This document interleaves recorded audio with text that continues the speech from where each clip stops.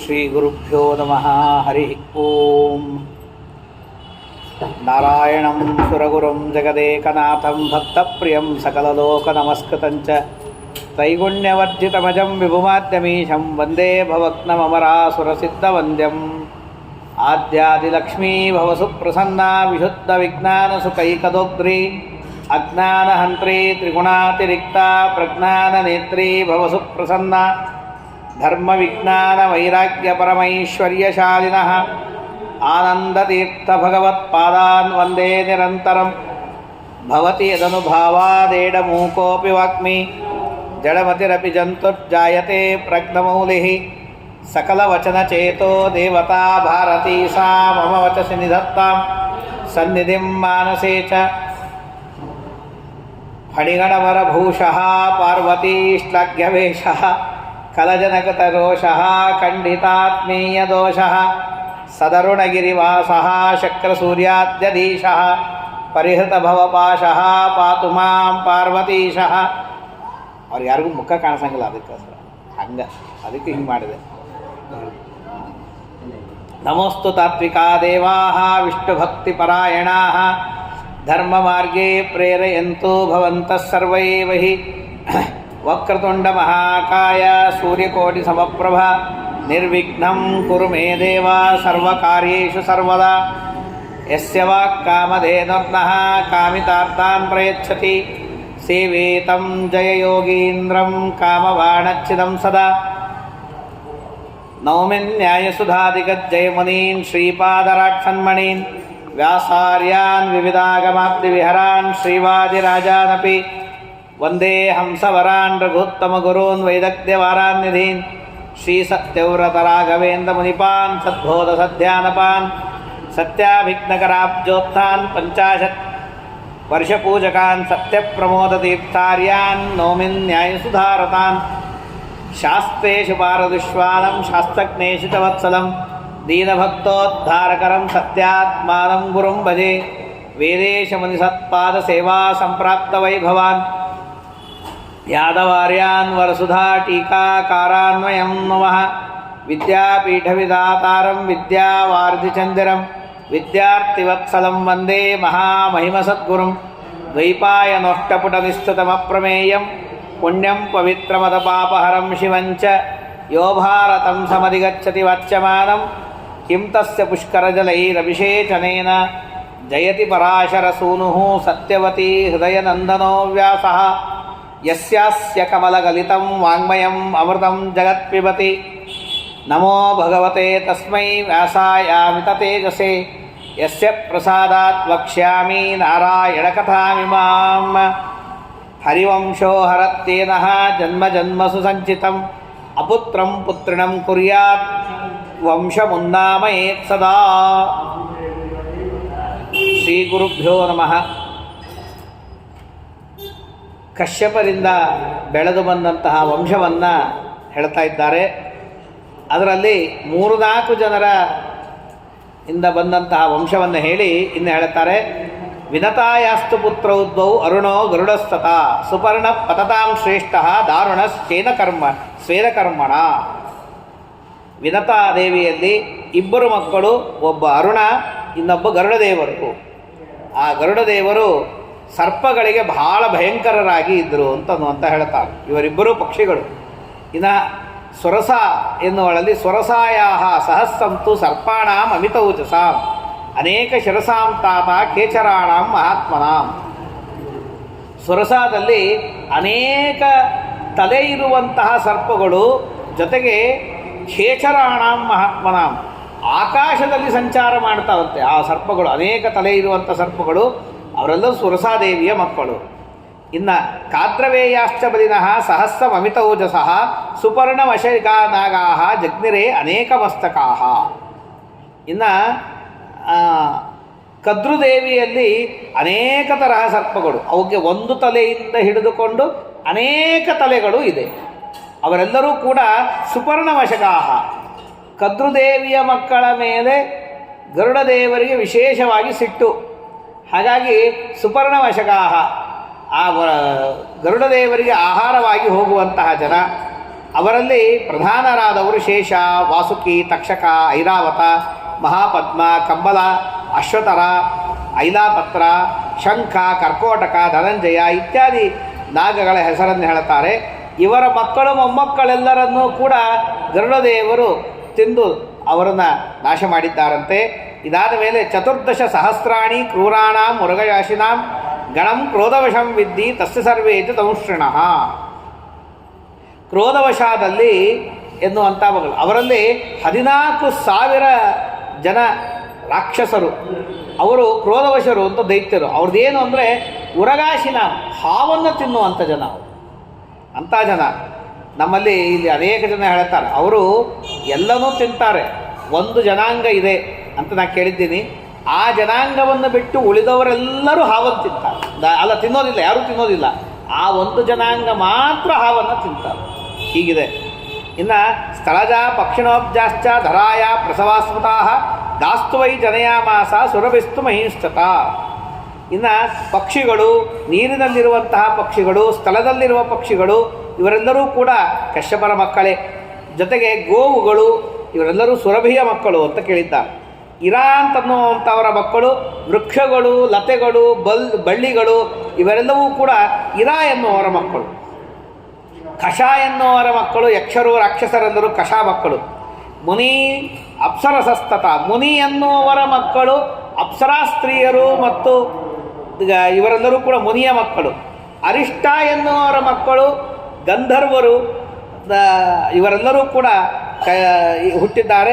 ಹೀಗೆ ತೇಷಾಂ ಪುತ್ರಾಶ್ಚ ಪೌತ್ರಾಶ್ಚ ಶತಶೋತ ಸಹಸ್ರಶಃ, ಇವರ ಮಕ್ಕಳು ಮೊಮ್ಮಕ್ಕಳು ಎಲ್ಲರೂ ಕೂಡ ಸಾವಿರ ಕೋಟಿ ಸಂಖ್ಯೆಯಲ್ಲಿ ಬೆಳೆದು ಇಡೀ ಭೂಮಂಡಲ ಜಗತ್ತನ್ನೆಲ್ಲವನ್ನೂ ಕೂಡ ತುಂಬಿ ಇದ್ದಾರೆ ಕಶ್ಯಪರ ಸಂತಾನ. ಏಷ ಮನ್ವಂತರಸ್ತಾತ ಸರ್ಗ ಸ್ವಾರೋಚಿಷೇ ಸ್ಮೃತಃ. ಸ್ವಾರೋಚಿಷ ಮನ್ವಂತರದಲ್ಲಿ ಆದಂಥದ್ದು. ವೈವಸ್ವತೇತು ಮಹತಿ ವಾರುಣೇ ವಿತತೆ ಕೃತೌ ಜುಹ್ವಾನಸ್ಯ ಬ್ರಹ್ಮಣೋ ವೈ ಪ್ರಜಾಸರ್ಗ ಯೋಚ್ಯತೆ. ಇದೆಲ್ಲ ಸ್ವಯಂಭುವ ಮನ್ವಂತರ ಮತ್ತು ಸ್ವಾರೋಚಿಷ ಮನ್ವಂತರದಲ್ಲಿ ನಡೆದಂಥ ಘಟನೆಗಳನ್ನು ಹೇಳಿದ್ರು. ಇದಾದ ಮೇಲೆ ವೈವಸ್ವತ ಮನ್ವಂತರದಲ್ಲಿ ನಡೆದಂಥ ಘಟನೆಯನ್ನು ಹೇಳ್ತೀನಿ ಕೇಳು. ವರುಣದೇವರ ಯಾಗ, ಆ ವರುಣದೇವರ ಯಾಗದಲ್ಲಿ ಬ್ರಹ್ಮದೇವರು ಆಹುತಿಯನ್ನು ಹಾಕ್ತಾಯಿದ್ರು, ಯಜಮಾನರು ಅವರೇ ಆಗಿದ್ದರು. ಇಲ್ಲಿ ಇನ್ನೊಂದು ಪುರಾಣದಲ್ಲಿ ಒಂದು ಹೇಳ್ತಾರೆ, ಆ ವರುಣದೇವರ ಯಾಗ ಅಂತ ಯಾಕೆ ಕರೀತಿದ್ರು ಅಂದರೆ, ಬ್ರಹ್ಮದೇವರು ವರುಣದೇವರ ರೂಪವನ್ನು ಧರಿಸಿಕೊಂಡು ಯಾಗವನ್ನು ಮಾಡ್ತಾಯಿದ್ರು ಅಂತ ಹೇಳುವ ಪದ್ಧತಿ. ಇಲ್ಲ, ವರುಣದೇವರೇ ಯಾಗವನ್ನು ಮಾಡ್ತಾಯಿದ್ರು ಅಂತನ್ನುವಂಥದ್ದು ಹೇಳುವಂಥ ಪದ್ಧತಿ ಇದೆ. ಅಂತಹ ಬ್ರಹ್ಮದೇವರಿಗೆ ಪೂರ್ವಮ್ಯತ್ರ ಬ್ರಹ್ಮರ್ಷಿ ಉತ್ಪನ್ನಾನ್ ಸಪ್ತಮಾನಸಾನ್ ಪುತ್ರತ್ವೇ ಕಲ್ಪಯಾಮಾಸ ಸ್ವಯಮೇವ ಪಿತಾಮಹ. ಹಿಂದೆ ಹುಟ್ಟಿದಂತಹ ಸಪ್ತಋಷಿಗಳೆಲ್ಲರೂ ಕೂಡ ಮತ್ತೆ ಬ್ರಹ್ಮದೇವರ ಮಕ್ಕಳಾಗಿ ಹುಟ್ಟಿದ್ದಾರಂತೆ. ಅದಾದ ಮೇಲೆ ದೇವದಾನವರಿಗೆ ವಿರೋಧ ಬಂತು.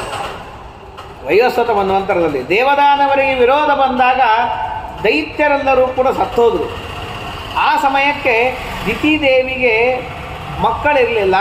ಮಕ್ಕಳಿಲ್ಲದೆ ಇದ್ದದ್ದಕ್ಕಾಗಿ ಕಶ್ಯಪರ ಸೇವೆಯನ್ನು ಮಾಡ್ತಾರೆ. ಕಶ್ಯಪರು ಸೇವೆಯನ್ನು ಮಾಡಿದ್ದಕ್ಕಾಗಿ ವರೇಣ ಚಂದಯಾಮಾಸ, ವರವನ್ನು ಕೊಡ್ತೀನಿ ಕೇಳು ಅಂತ ಕೇಳಿದಾಗ, ಪುತ್ರಂ ಇಂದ್ರವದಾರ್ಥಾಯ ಸಮರ್ಥಂ ಅಮಿತೌಜಸಂ ಸಚತಸ್ಯ ವರಂ ಪ್ರಾದಾತ್ ಪ್ರಾರ್ಥಿತಂ ಸುಮಹಾತಪಾಹ. ಏನಿಲ್ಲ, ನನಗೆ ಇಂದ್ರದೇವರನ್ನು ಕೊಲ್ಲುವ ಮಗನನ್ನು ಕೊಡ್ರಿ ಅಂತ ಬೇಡ್ತಾರೆ. ಕೇಳಿ ಕಶ್ಯಪರಿಗೆ ಬಹಳ ಮನಸ್ಸಿಗೆ ದುಃಖ ಆಗತ್ತೆ. ಏನಿದು, ಎಂತಹ ಮಹಾನುಭಾವರು ಇಂದ್ರದೇವರು, ಅವರನ್ನು ಕೊಲ್ಲುವಂತಹ ಮಗನ ಅಂತ ಹೇಳಿ ಅದಂತಾರೆ. ಆಯಿತು, ಆದರೆ ನಿನಗೊಂದು ನಿಯಮಗಳಿವೆ, ಆ ನಿಯಮಗಳನ್ನು ಪರಿಪಾಲಿಸಿದರೆ ಅಂಥ ಮಗನಾಗುತ್ತಾನೆ. ಏನು ನಿಯಮಗಳು? ಅತ್ಯಂತ ಶುದ್ಧಳಾಗಿ ಇರಬೇಕು, ಶುದ್ಧಳಾಗಿ ಗರ್ಭವನ್ನು ಧಾರಣೆಯನ್ನು ಮಾಡಬೇಕು. ನೀನು ಅಶುದ್ಧಳಾದಿ ಅಂತಾದರೆ ನನಗೆ ಗೊತ್ತಿಲ್ಲ ಅಂತ ಹೇಳ್ತಾರೆ. ಪರಮಾತ್ಮನನ್ನು ಕುರಿತು ಪೂಜೆಯನ್ನು ಮಾಡುವ ವಿಧಿವಿಧಾನಗಳನ್ನು ಹೇಳ್ತಾರೆ. ಆಗಲೇ ಅಂತ ಹೇಳಿ ದಿತಿದೇವಿ ತಾನು ವಿಶೇಷವಾಗಿ ವ್ರತವನ್ನು ಮಾಡ್ತಾ ತಾನು ತಪಸ್ಸನ್ನು ಮಾಡ್ತಾ ಇರ್ತಾರೆ. ಕಶ್ಯಪರು ಕೂಡ ತಾವು ತಪಸ್ಸಿಗೆ ಹೋಗಿಬಿಡ್ತಾರೆ. ಆ ಸಮಯಕ್ಕದಲ್ಲಿ ಅದನ್ನೇ ಕಾಯ್ತಾ ಇದ್ದಂತಹ ಇಂದ್ರದೇವರು ಬ್ರಹ್ಮಚಾರಿಯ ರೂಪದಿಂದ ಬಂದು ಸೇವೆಯನ್ನು ಮಾಡ್ತೀವಿ ಅಂತಿರ್ತಾರೆ. ಇಲ್ಲಿ ಹೇಳಿದ್ಲ, ಆಗ 100 ವರ್ಷದ ತಪಸ್ಸತ್ತದು. ಇನ್ನೂ 1 ವರ್ಷಕ್ಕೆ ಬಾಕಿ ಇತ್ತು. 1 ವರ್ಷ ಕಮ್ಮಿ ಇದ್ದಾಗ ಆಗ ಯಕೃತ್ವ ಪಾದಯೋಶೌಚ, ಕೈಕಾಲುಗಳನ್ನು ತೆಗೆದುಕೊಳ್ಳದೇನೆ ದಿತಿದೇವಿ ಹಾಸಿಗೆಯಲ್ಲಿ ಮಲಗಿಕೊಂಡಿದ್ದಾಳಂತೆ. ಕಾರ್ಯಾಮಾಸ ಆಗ ಅಶುಚಿಯಾಗಿದ್ದಾಳೆ ಅಂತ ಇದೇ ಸಮಯ ಅಂತ ನೋಡಿ ಇಂದ್ರದೇವರು ಗರ್ಭದಲ್ಲಿ ಪ್ರವೇಶವನ್ನು ಮಾಡಿ ಗರ್ಭವನ್ನು 7 ಭಾಗವಾಗಿ ಕತ್ತರಿಸಿದ್ದಾರೆ.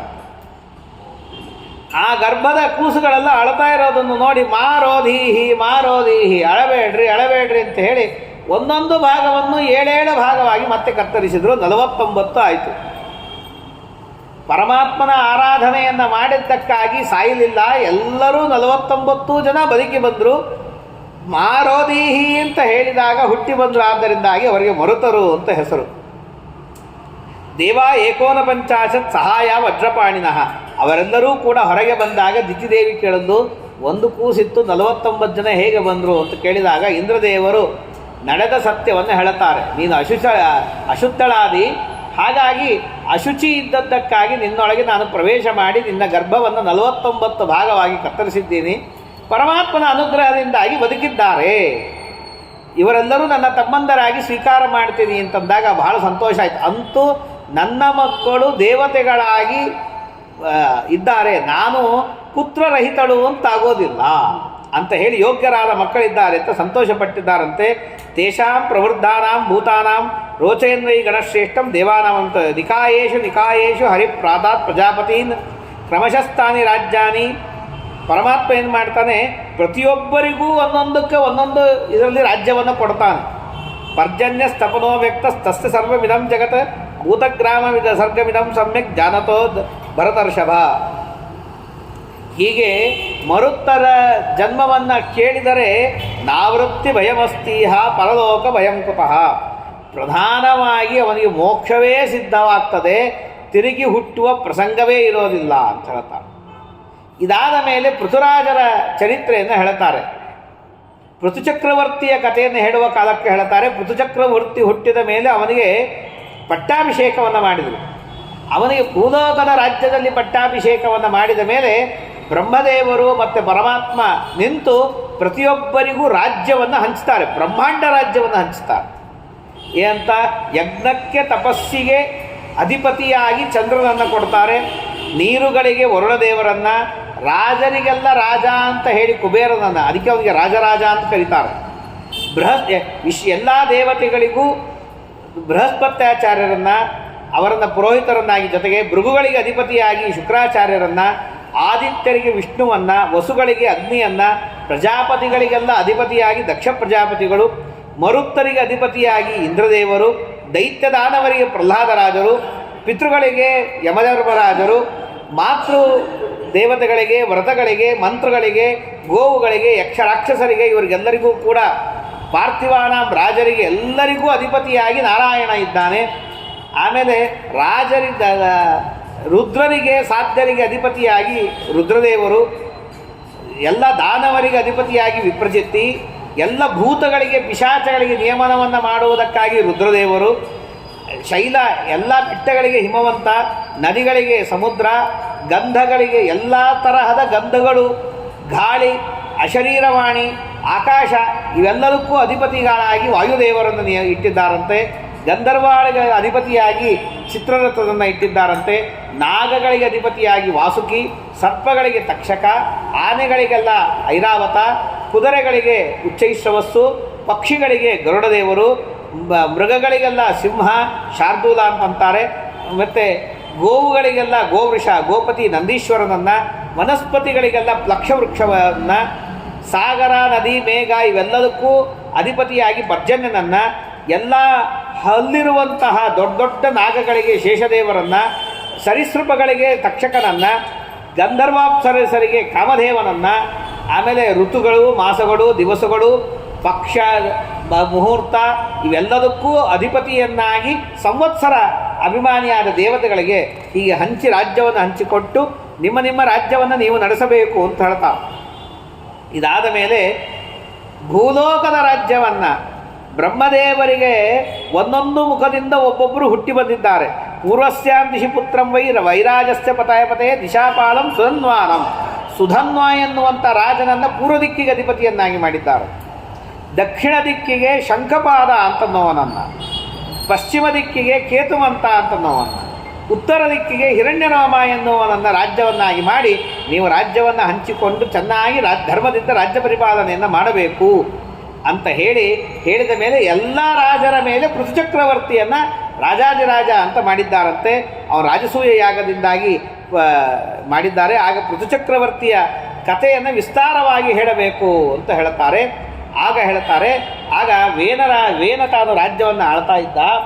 ವೇನ ರಾಜ್ಯವನ್ನು ಆಳಬೇಕಾದಾಗ ಸಹ ಮಾತಾಮಹ ದೋಷೇನ, ಅವರ ತಾಯಿಯ ತಂದೆ ಈ ಅಧರ್ಮದ ಸಂತಾನ, ಅವನ ದೋಷದಿಂದಾಗಿ ಇವನು ಜಗತ್ತಿನಲ್ಲಿ ಧರ್ಮವನ್ನು ಬಿಟ್ಟು ಯಾರೂ ಧರ್ಮವನ್ನು ಮಾಡಬೇಡ್ರಿ, ಸ್ವಾಧ್ಯಾಯ ಇಲ್ಲ, ಯಜ್ಞಯಾಗಗಳಿಲ್ಲ, ಏನೂ ಇಲ್ಲ ಅಂತ ಮಾಡಿಬಿಟ್ಟ. ನಯಷ್ಟವ್ಯಂ ನಹೋತವ್ಯಂ, ಯಾಗ ಇಲ್ಲ, ಹೋಮ ಮಾಡಬಾರದು, ಏನೂ ಮಾಡಬಾರದು.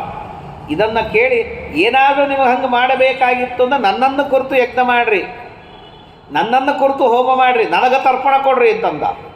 ಇವೆಲ್ಲ ಮಾಡಲಿಕ್ಕೆ ಶುರು ಮಾಡಿದ. ಅದನ್ನು ಋಷಿಗಳು ಮಹರ್ಷಿಗಳೆಲ್ಲರೂ ಮರೀಚಿ ಮುಂತಾದ ಋಷಿಗಳು ಬಂದಂತಾರೆ, ನೋಡು ನಾವು ದೀಕ್ಷೆಯಲ್ಲಿ ಕೂತು ಯಜ್ಞಯಾಗಾದಿಗಳನ್ನು ಮಾಡ್ತೀವಿ, ನೀನು ಅಧರ್ಮವನ್ನು ಮಾಡಬೇಡ, ನೀನು ಜಗತ್ತಿನ ಪ್ರಜೆಗಳು ಹಾಳಾಗ್ತಾರೆ ಅಂತಂದಾಗ, ನಾನೇ ಜಗತ್ತಿಗೆ ಸೃಷ್ಟಿ ಮಾಡಿದವನು, ನಾನು ಹಿಂಗೆ ನಾನೇ ಎಲ್ಲ ಅಧಿಪತಿ, ನನಗೇ ಯಜ್ಞ ಮಾಡಿರಿ, ಹಾಗೆ ಹೀಗೆ ಅಂತೆಲ್ಲ ಹೇಳಿದಾಗ ಅವನನ್ನು ಇಲ್ಲಿ ಸಂಹಾರ ಮಾಡಿದ್ದು ಹೇಳೋದಿಲ್ಲ, ಹುಂಕಾರದಿಂದ ಸಂಹಾರ ಮಾಡಿದ್ರು ಅಂತ ಹೇಳೋದಿಲ್ಲ. ಇಲ್ಲೇನಂತಾರೆ, ಇನ್ನೂ ಬದುಕಿದ್ದಾಗಲೇ ಅವನನ್ನು ಹಿಡಿದು ಮಲಗಿಸಿ ಅವನ ತೊಡೆಯನ್ನು ಮಥನ ಮಾಡ್ತಾರಂತೆ.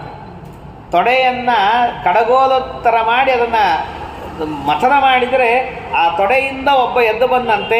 ಹ್ರಸ್ವಃ ಅತಿಮಾತ್ರ ಪುರುಷ, ಗಿಡ್ಡಕ್ಕೆ ಇದ್ದ, ಕಪ್ಪುಗೆ ಇದ್ದ ಅಂಥ ವ್ಯಕ್ತಿ ಅವನು ಎದ್ದು ಬರ್ತಾನೆ, ಹೆದರಿ ಕೈ ಮುಕ್ಕೊಂಡು ಬಂದ, ಇವ್ರು ಯಾರಪ್ಪ ಅಂತ. ಆಗ ಅತ್ರಿ ಋಷಿಗಳಿದ್ರು, ಅದನ್ನು ನೋಡಿ ಹೆದರಬೇಡ ಅಂತ ಹೇಳಿ ನಿಷೀದ, ಕುಳಿತುಕೋ ಅಂತಂದರು.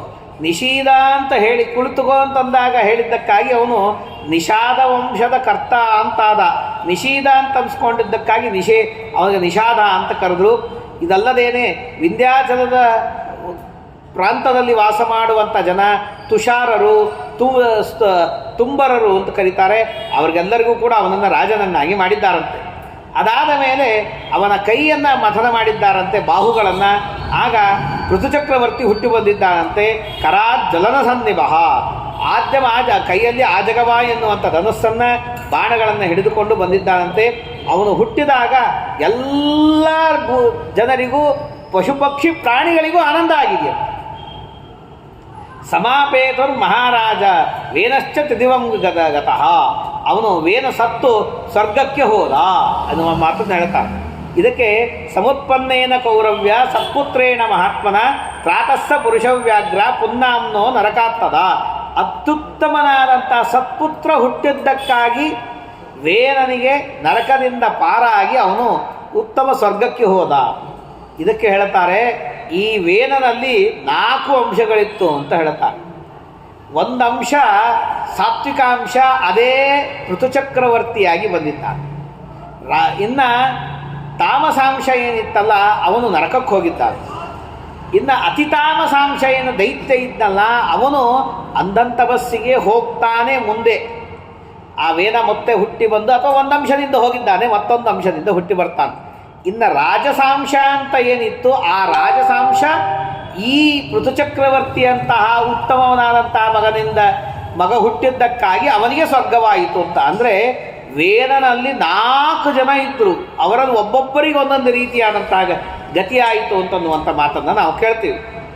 ಇದಾದ ಮೇಲೆ ಸಮುದ್ರಗಳು, ನದಿಗಳು, ನದ್ಯಭಿಮಾನಿ ದೇವತೆಗಳು ಎಲ್ಲರೂ ಕೂಡ ತಮ್ಮ ನೀರನ್ನು ಬಂಗಾರದ ಕೊಡದಲ್ಲಿ ತಂದು ಅವನಿಗೆ ಪಟ್ಟಾಭಿಷೇಕವನ್ನು ಮಾಡಿದ್ದಾರಂತೆ.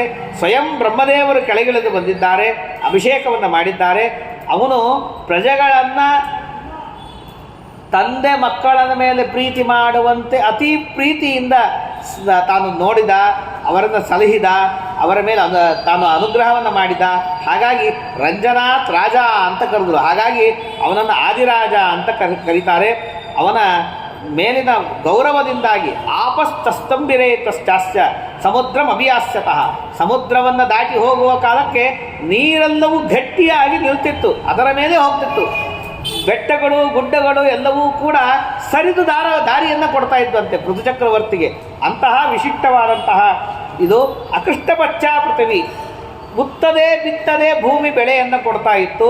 ಸಿದ್ಧತ್ಯನ್ನಾನಿ ಚಿಂತೆಯ, ಏನು ಬೇಕು ಅಂತ ಅಂದ್ಕೋತಾರೆ ಆ ವಸ್ತುಗಳು, ಭೋಗ್ಯ ವಸ್ತುಗಳು ಅಂದ್ಕೊಂಡ ಕ್ಷಣಕ್ಕೆ ಸಿದ್ಧ ಆಗಿಬಿಡ್ತಿತ್ತು. ಎಲ್ಲ ಸರ್ವಕಾಮದುಗಾಗಾವಹ ಪುಟಕೆ ಪುಟಕೆ ಮಧು, ಎಲ್ಲ ಬೇಕಾದ ವಸ್ತುಗಳು ಸಿಗ್ತಿತ್ತು. ಪ್ರತಿಯೊಂದು ಮರದ ಪ್ರತಿಯೊಂದು ಎಲೆಯಲ್ಲಿಯೂ ಕೂಡ ಮಧುರವಾದ ರಸಗಳು ಸುರಿದು ಎಲ್ಲರೂ ಆರೋಗ್ಯವಂತರಾಗಿ ಇದ್ದರು ಅವನ ರಾಜ್ಯದಲ್ಲಿ. ಅಷ್ಟು ಅದ್ಭುತವಾದದ್ದು. ಏತಸ್ಮಿನ್ನೇವ ಕಾಲೇತು ಯಜ್ಞೇ ಪೈತಾಮಹೇಶುವೆ, ಇದೇ ಸಮಯಕ್ಕೆ ಬ್ರಹ್ಮದೇವರ ಯಜ್ಞದಲ್ಲಿ ಸೂತ ಹುಟ್ಟಿದ. ಸೋಮವನ್ನು ಹಿಂಡುವ ದಿವಸ ಹುಟ್ಟಿ ಬಂದ ಅವನು. ಹುಟ್ಟಿದಾಗ ಸೂತ ಅಂತ ಕರೀತಾರೆ. ಅವತ್ತಿನ ದಿವಸನೇ ಮಾಗದ ಹುಟ್ಟಿ ಬಂದ. ಆ ಯಜ್ಞದಲ್ಲಿ ಅವರು ಋತುಚಕ್ರವರ್ತಿಯನ್ನು ಸ್ತೋತ್ರ ಮಾಡೋದನ್ನು ನೋಡಿ ಆಗ ಅಂತೆ, ನನ್ನನ್ನು ಯಾಕೆ ಸ್ತೋತ್ರ ಮಾಡ್ತೀರಿ, ದೇವರನ್ನು ಸ್ತೋತ್ರ ಮಾಡಿರಿ ಅಂತಂದ.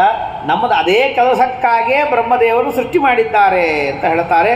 ಆಗ ದೇವತೆಗಳನ್ನು ಋಷಿಗಳನ್ನು ಸ್ತೋತ್ರ ಮಾಡಿರಿ ಅಂತ ಹೇಳಿ ಅವರಿಗೆ ಒಬ್ಬೊಬ್ಬರಿಗೆ ಒಂದೊಂದು ದೇಶಗಳನ್ನು ಕೊಡ್ತಾರಂತೆ. ಅವತ್ತಿನಿಂದಾಗಿ ಸೂತರು ಮಾಗಧರು ಸ್ತೋತ್ರವನ್ನು ಮಾಡ್ತಾರೆ. ಅನೂಪದೇಶ, ಸಾಗರ ಪ್ರಾಂತ ದೇಶಗಳೆಲ್ಲ ಸೂತ ದೇಶ ಅಂತ ಕರೀತಾರೆ. ಆ ದೇಶಗಳನ್ನು ಸೂತನಿಗೆ ಕೊಟ್ಟಿದ್ದಾರಂತೆ. ಮಗಧ ದೇಶವನ್ನು ಮಾಗಧನಿಗೆ ಕೊಟ್ಟಿದ್ದಾರಂತೆ. ಹೀಗೆ ಅವರಿಗೆ ಕೊಟ್ಟು ರಾಜ್ಯವನ್ನು ಮಾಡಿದರು. ಇದಾದ ಮೇಲೆ ತಥೋವೈನ್ಯಂ ಪ್ರಜಾ ಸಮವಿದ್ರುವು, ಭೂದೇವಿ ಎಲ್ಲ ಆಹಾರಗಳು ಎಲ್ಲ ಬೀಜಗಳು ನುಂಗಿಬಿಟ್ಟಿದ್ಲು. ಆಹಾರವೇ ಇಲ್ಲ. ಪ್ರಜೆಗಳು ಬಂದು ಹಾಹಾಕಾರ ಮಾಡಿ, ರಾಜ ಹಸಿವೆ ಆಗಿದೆ, ನಮಗೇನಾದರೂ ಕೊಡು ತಿನ್ನಲಿಕ್ಕೆ ಅಂತ ಕೇಳ್ತಾ ಇದ್ದಾರೆ. ಆಗ ಕೈಯಲ್ಲಿ ಅಜಗವದ ಅನುವನ್ನು ಹಿಡಿದುಕೊಂಡು ಈ ಭೂಮಿಯನ್ನು ತುಂಡು ತುಂಡು ಮಾಡ್ತೀನಿ ಅಂತ ಬಿಲ್ಲಿಗೆ ಹಗ್ಗವನ್ನು ಕಟ್ಟಿ ತಾನು ಬಂದಾಗ ಬ್ರಹ್ಮಲೋಕಾದಿಗಳೆಲ್ಲ ಕಡೆಗೆ ತಿರುಗಿ ಒಂದು ಕೊನೆಗೆ ತಿರುಗಿ ನಮಸ್ಕಾರ ಮಾಡಿ ಪರಮಾತ್ಮನ ಅಂಶ ಇದ್ದದ್ದನ್ನು ನೋಡಿ ಕೈ ಮುಗಿದು ಹೇಳ್ತಾಳೆ, ನೋಡು, ನನ್ನನ್ನು ಕೊಲ್ಲಬೇಡ, ನನ್ನಲ್ಲಿ ಎಲ್ಲರೂ ಆಶ್ರಯ ಮಾಡಿದ್ದಾರೆ, ನನ್ನನ್ನು ನಾಶ ಮಾಡಿದಿ ಅಂತಂದರೆ ನೀನು ಪ್ರಜೆಗಳನ್ನು ಎಲ್ಲಿ ಸಾಕ್ತಿ, ಉಪಾಯದಿಂದಾಗಿ ಕಾರ್ಯವನ್ನು ಮಾಡಿಕೊಳ್ಳಬೇಕು, ಸಿಟ್ಟಿಗೆ ಬಂದರೆ ನಡೆಯೋದಿಲ್ಲ ಅಂತಂದಾಗ ಅವನಂತಾನೆ, ಅನೇಕ ಜನರ ಸಲುವಾಗಿ ಒಬ್ಬರನ್ನು ಕೊಂದರೆ ಪಾಪ ಬರುವುದಿಲ್ಲ. ನೀನು ಇಷ್ಟೆಲ್ಲ ಪ್ರಜೆಗಳಿದ್ದಾರೆ, ಅವರನ್ನೆಲ್ಲರಿಗೂ ಸಾಕಿ ಸಲಹಬೇಕಾದವಳು, ಆಹಾರ ಧಾನ್ಯ ಕೊಟ್ಟು ನೀನು ಇಲ್ಲ ಅಂತಂದರೆ ನೀನು ಅದನ್ನು ಮಾಡದೇ ಇದ್ದಿ ಅಂದಮೇಲೆ ನಾನು ನನ್ನ ಶಾಸನವನ್ನು ಮೀರಿದ್ದಿ, ಆದ್ದರಿಂದಾಗಿ ನಾನು ನಿನಗೆ ಶಾಸನ ಮಾಡ್ತೀನಿ, ನಿನ್ನನ್ನು ತುಂಡಿಸ್ತೀನಿ. ಇನ್ನು ಇಲ್ಲ, ನಾ ಸತ್ತರೆ ನೀ ಹೇಗೆ ಪ್ರಜೆಗಳನ್ನು ಸಾಕ್ತಿ, ನಾನೇ ಆಧಾರ ಸ್ತಂಭ, ನೀನಿಲ್ಲದೇ ಇದ್ರೇನಂತೆ ನನ್ನ ಯೋಗ ಶಕ್ತಿಯಿಂದ ನನ್ನ ತೊಡೆಯ ಮೇಲೆ ನಾ ಹೆತ್ತ ಮಕ್ಕಳಂತ ಸಾಕ್ತೀನಿ ಇವ್ರನ್ನೆಲ್ಲರನ್ನೂ ಕೂಡ ಕಲ್ಪಪರ್ಯಂತ, ನೀ ಬೇಕಾಗೇ ಇಲ್ಲ ಅಂತಂದಾಗ ಕೈ ಮುಗಿದು ಬೇಡ್ತಾಳೆ. ಆಗಲಿ ಅಂತ ಕ್ಷಮ ಮಾಡಿ ನನ್ನ ಮಗಳಾಗಿ ಇರು ಅಂತ ಹೇಳ್ತಾನೆ. ಹಾಗಾಗಿ ಪೃಥುಚಕ್ರವರ್ತಿಯ ಮಗಳು ಅಂತ ಅನಿಸಿಕೊಂಡ್ಲು. ಆದ್ದರಿಂದಾಗಿ ಅವಳಿಗೆ ಅವತ್ತಿನಿಂದ ಪೃಥ್ವಿ ಅಂತ ಹೇಳಿ ಕರೀತಾರೆ. ಅದಾದ ಮೇಲೆ ಉಪಾಯವನ್ನು ಹೇಳುವಂಥದ್ದಕ್ಕಾಗಿ ಆಗ ತಾನು ಧನುಸ್ಸಿನ ಕೋಟಿ ತುದಿಯಿಂದಾಗಿ ಭೂಮಿಯೆಲ್ಲ ಅಸ್ತವ್ಯಸ್ತ ಇತ್ತು. ಅದಕ್ಕೆ ಗುಡ್ಡಗಳನ್ನೆಲ್ಲ ಒಂದು ಕಡೆಗೆ ಮಾಡಿ ಭೂಮಿಯನ್ನೆಲ್ಲ ಒಂದು ಸಮತಟ್ಟು ಮಾಡಿ ಉತ್ತಿ ಬಿತ್ತಿ ಅನುಕೂಲವಾಗುವಂತೆ ಮಾಡಿದ. ಆಮೇಲೆ ಜೊತೆಗೆ ಅಲ್ಲಿ ನಗರ ಪಟ್ಟಣ ಇತ್ಯಾದಿಗಳ ವ್ಯವಸ್ಥೆ ಆಗುವುದಕ್ಕಾಗಿ ಅನುಕೂಲವನ್ನು ಮಾಡಿದ. ಹಿಂದೆಲ್ಲ ಹಾಗೆ ಇದ್ದಿದ್ದಿಲ್ಲ. ಅವನು ಬರೋದಕ್ಕಿಂತ ಮುಂಚೆ ಭೂಮಿ ವಿಷಮವಾಗಿತ್ತು. ಎಲ್ಲ ಜನರು ಅಲ್ಲಿಂದ ಅಲ್ಲಲ್ಲೇ ವಾಸವನ್ನು ಮಾಡ್ತಿದ್ರು. ವಯೋಸ್ವತವನ್ನುವಂತರದಲ್ಲಿ ಇವನು ಋತುಚಕ್ರವರ್ತಿ ಬಂದ ಮೇಲೆ ಭೂಮಿಯನ್ನು ಸಮಾನವನ್ನಾಗಿ ಮಾಡಿ ಅದಕ್ಕೆ ವ್ಯವಸ್ಥೆ, ವ್ಯವಸಾಯ, ಮತ್ತೊಂದು ಬೇಸಾಯ ಇತ್ಯಾದಿಗಳೆಲ್ಲ ವ್ಯವಸ್ಥೆಯನ್ನು ಮಾಡಿದ. ಆಹಾರಗಳನ್ನೆಲ್ಲ ವ್ಯವಸ್ಥೆಯನ್ನು ಮಾಡಿಕೊಟ್ಟ. ಆಗ ಋಷಿಗಳೆಲ್ಲರೂ ಬಂದು ತಾನು ತನ್ನ ಕೈಯಲ್ಲಿ ವಯೋಸ್ವತ ಮನುವನ್ನು ಕರುವನ್ನಾಗಿ ಮಾಡಿ ತಾನು ದವಸ ಧಾನ್ಯಗಳನ್ನು ಕರೀತಾನೆ. ಋಷಿಗಳು ಬರ್ತಾರೆ, ಬೃಹಸ್ಪತ್ಯಾಚಾರ್ಯನ ಕರುವನ್ನಾಗಿ ಮಾಡಿಕೊಂಡು ಅವರು ವೇದವನ್ನು ಕರೆದುಕೊಳ್ತಾರೆ. ದೇವತೆಗಳು ಬಂದು ಇಂದ್ರದೇವರನ್ನ ಮುಂದೆ ಮಾಡಿಕೊಂಡು ಅಮೃತವನ್ನು ಕರೆದುಕೊಳ್ಳುತ್ತಾರೆ. ಪಿತೃಗಳು ಬಂದು ಅರ್ಯವನನ್ನು ಮುಂದೆ ಮಾಡಿಕೊಂಡು ಆಗ ಯಮದೇವರನ್ನ ಮುಂದೆ ಮಾಡಿಕೊಂಡು ಅವರು ತಮಗೆ ಬೇಕಾದಂಥ ಸ್ವಧಾ ಆಹಾರವನ್ನು ಪಡೆದುಕೊಳ್ತಾರೆ. ನಾಗಗಳು ಬರ್ತಾರೆ, ಅಲಾವು ಪಾತ್ರ ಅಂತ, ಅದರಲ್ಲಿ ಐರಾವತ ಎನ್ನುವಂತಹ ವ್ಯಕ್ತಿ ದೋಗ್ಧ, ಅವನು ಕರೆಯುವವನು. ಧೃತರಾಷ್ಟ್ರ ಪ್ರತಾಪವಾನ್, ಧೃತರಾಷ್ಟ್ರ ಕುರು ಅಂತಿದ್ದಾಗ ತಮಗೆ ಬೇಕಾದ ವಿಷವನ್ನು ಕರ್ಕೊಂಡಿದ್ದಾರೆ. ಅಸುರರು ಕಬ್ಬಿಣದ ಪಾತ್ರೆಯಲ್ಲಿ ಮಾಯೆಯನ್ನು ಕರೆದುಕೊಂಡಿದ್ದಾರೆ, ವಿರೋಚನನ್ನು ಕರುವನ್ನಾಗಿ ಮಾಡಿಕೊಂಡು. ಯಕ್ಷರು ಆಗ ಆಮಪಾತ್ರ ಅಂತಂತಾರೆ, ಅದರಲ್ಲಿ ಅಂತರ್ಧಾನ ವಿದ್ಯೆಯನ್ನು ಕುಬೇರನನ್ನು ಮುಂದೆ ಮಾಡಿಕೊಂಡು ಕರ್ಕೊಂಡಿದ್ದಾರಂತೆ. ಯಕ್ಷರು ಪಿಶಾಚರು ಇವರೆಲ್ಲರೂ ಕೂಡ ಕಪಾಲದಲ್ಲಿ ತಾವು ರಜತನಾಭ ಎನ್ನುವನನ್ನು ಮುಂದೆ ಮಾಡಿಕೊಂಡು ತಮಗೆ ಬೇಕಾದಂತಹ ರಕ್ತವನ್ನು ಪಡೆದಿದ್ದಾರಂತೆ. ಅದಾದ ಮೇಲೆ ಪದ್ಮಪತ್ರಂ ಪುನರ್ದುಗ್ಧ, ಗಂಧರ್ವರು ಅಪ್ಸರಾಸ್ತ್ರೀಯರು ಕಮಲದ ಪತ್ರವಂತದಲ್ಲಿ ಚಿತ್ರರಥನ ಮುಂದೆ ಮಾಡಿಕೊಂಡು ತಮಗೆ ಬೇಕಾದಂತಹ ಸೌಂದರ್ಯದ ಸಾಧನಗಳನ್ನು ತೆಗೆದುಕೊಂಡಿದ್ದಾರಂತೆ. ಶೈಲಗಳು, ಬೆಟ್ಟಗಳು, ಹಿಮಾಲಯನನ್ನು ಮುಂದೆ ಮಾಡಿಕೊಂಡು ಅದರಲ್ಲಿ ತಮಗೆ ಬೇಕಾದಂಥ ಔಷಧಿಗಳನ್ನು, ರತ್ನಗಳನ್ನು ತಾವು ಕರೆದುಕೊಂಡಿದ್ದಾವೆ. ಹಾಗಾಗಿ ನಾನಾ ಥರದ ಔಷಧಿಗಳಿರ್ತವೆ, ಔಷಧಗಳು ನಾವು ಕೇಳ್ತಿದ್ವಿ.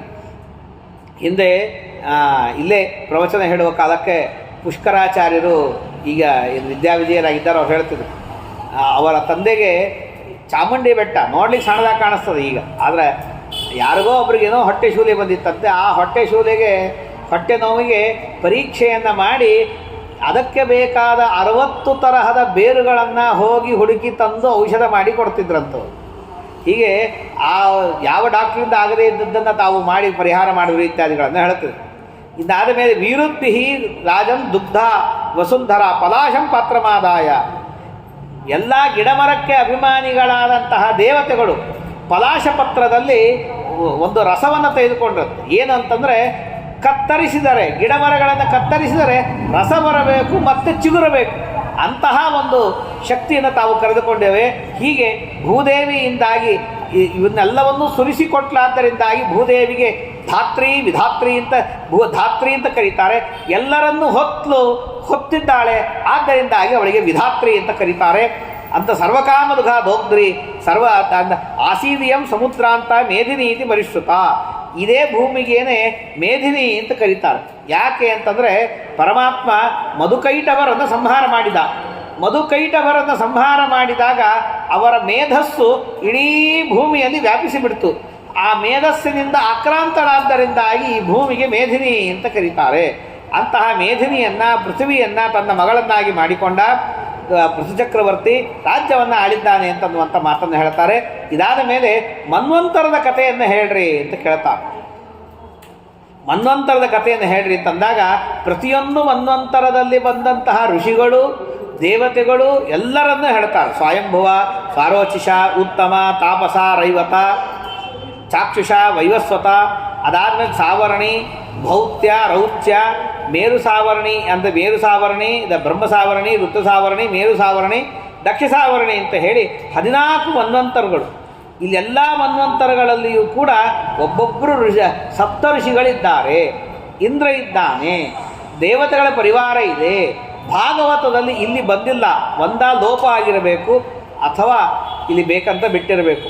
ಅಂದರೆ ಮೊದಲನೇ ಮನ್ವಂತರ ಸ್ವಯಂಭುವ ಮನ್ವಂತರದಲ್ಲಿ ಮರೀಚಿ, ಅತ್ರಿ, ಅಂಗಿರಸ, ಪುಲಹ, ಪುಲಸ್ತ್ಯ, ಕ್ರತು, ವಸಿಷ್ಠ ಈ 7 ಜನ ಬ್ರಹ್ಮದೇವರ ಮಕ್ಕಳು ಸಪ್ತರ್ಷಿಗಳಾಗಿ ಪ್ರವರ್ತನೆಯನ್ನು ಮಾಡಿದ್ದಾರೆ. ದೇವತೆಗಳು ಶಾಂತರಜಸ್ ಅಂತನ್ನುವಂಥ ದೇವತೆಗಳು, ಯಾಮ ಎನ್ನುವಂತಹ ದೇವತೆಗಳು ಸಯಾಮಾದ್ಯೈ ಸ್ವರಗಣಂ ಅಪಾತ್ ಸ್ವಯಂಭುವ ಅಂತರಂ ಅಂತ ಹೇಳಿ ಭಾಗವತದಲ್ಲಿಯೂ ಕೂಡ ಇದರ ಬಗ್ಗೆ ಹೇಳುತ್ತಾರೆ. ಯಜ್ಞನಾಮಕನಾದಂಥ ಪರಮಾತ್ಮ ರಕ್ಷಣೆಯನ್ನು ಮಾಡಿದ. ಅದಾದ ಮೇಲೆ ಅಗ್ನಿದ್ರ, ಅಗ್ನಿಬಾಹು, ಮೇಧ, ಮೇಧಾತಿಥಿ, ಅಗ್ನಿ ಜ್ಯೋತಿಷ್ಮಾನ್, ದ್ಯುತಿಮಾನ್, ಹವ್ಯ, ಸವನ ಅಂತ ಹೇಳಿ ಆ ಮನುಪುತ್ರರಿದ್ದಾರಂತೆ. ಮನೋ ಸ್ವಯಂಭುವಸ್ಸೇತಿ ದಶಪುತ್ರ ಮಹಾಜಸಃ.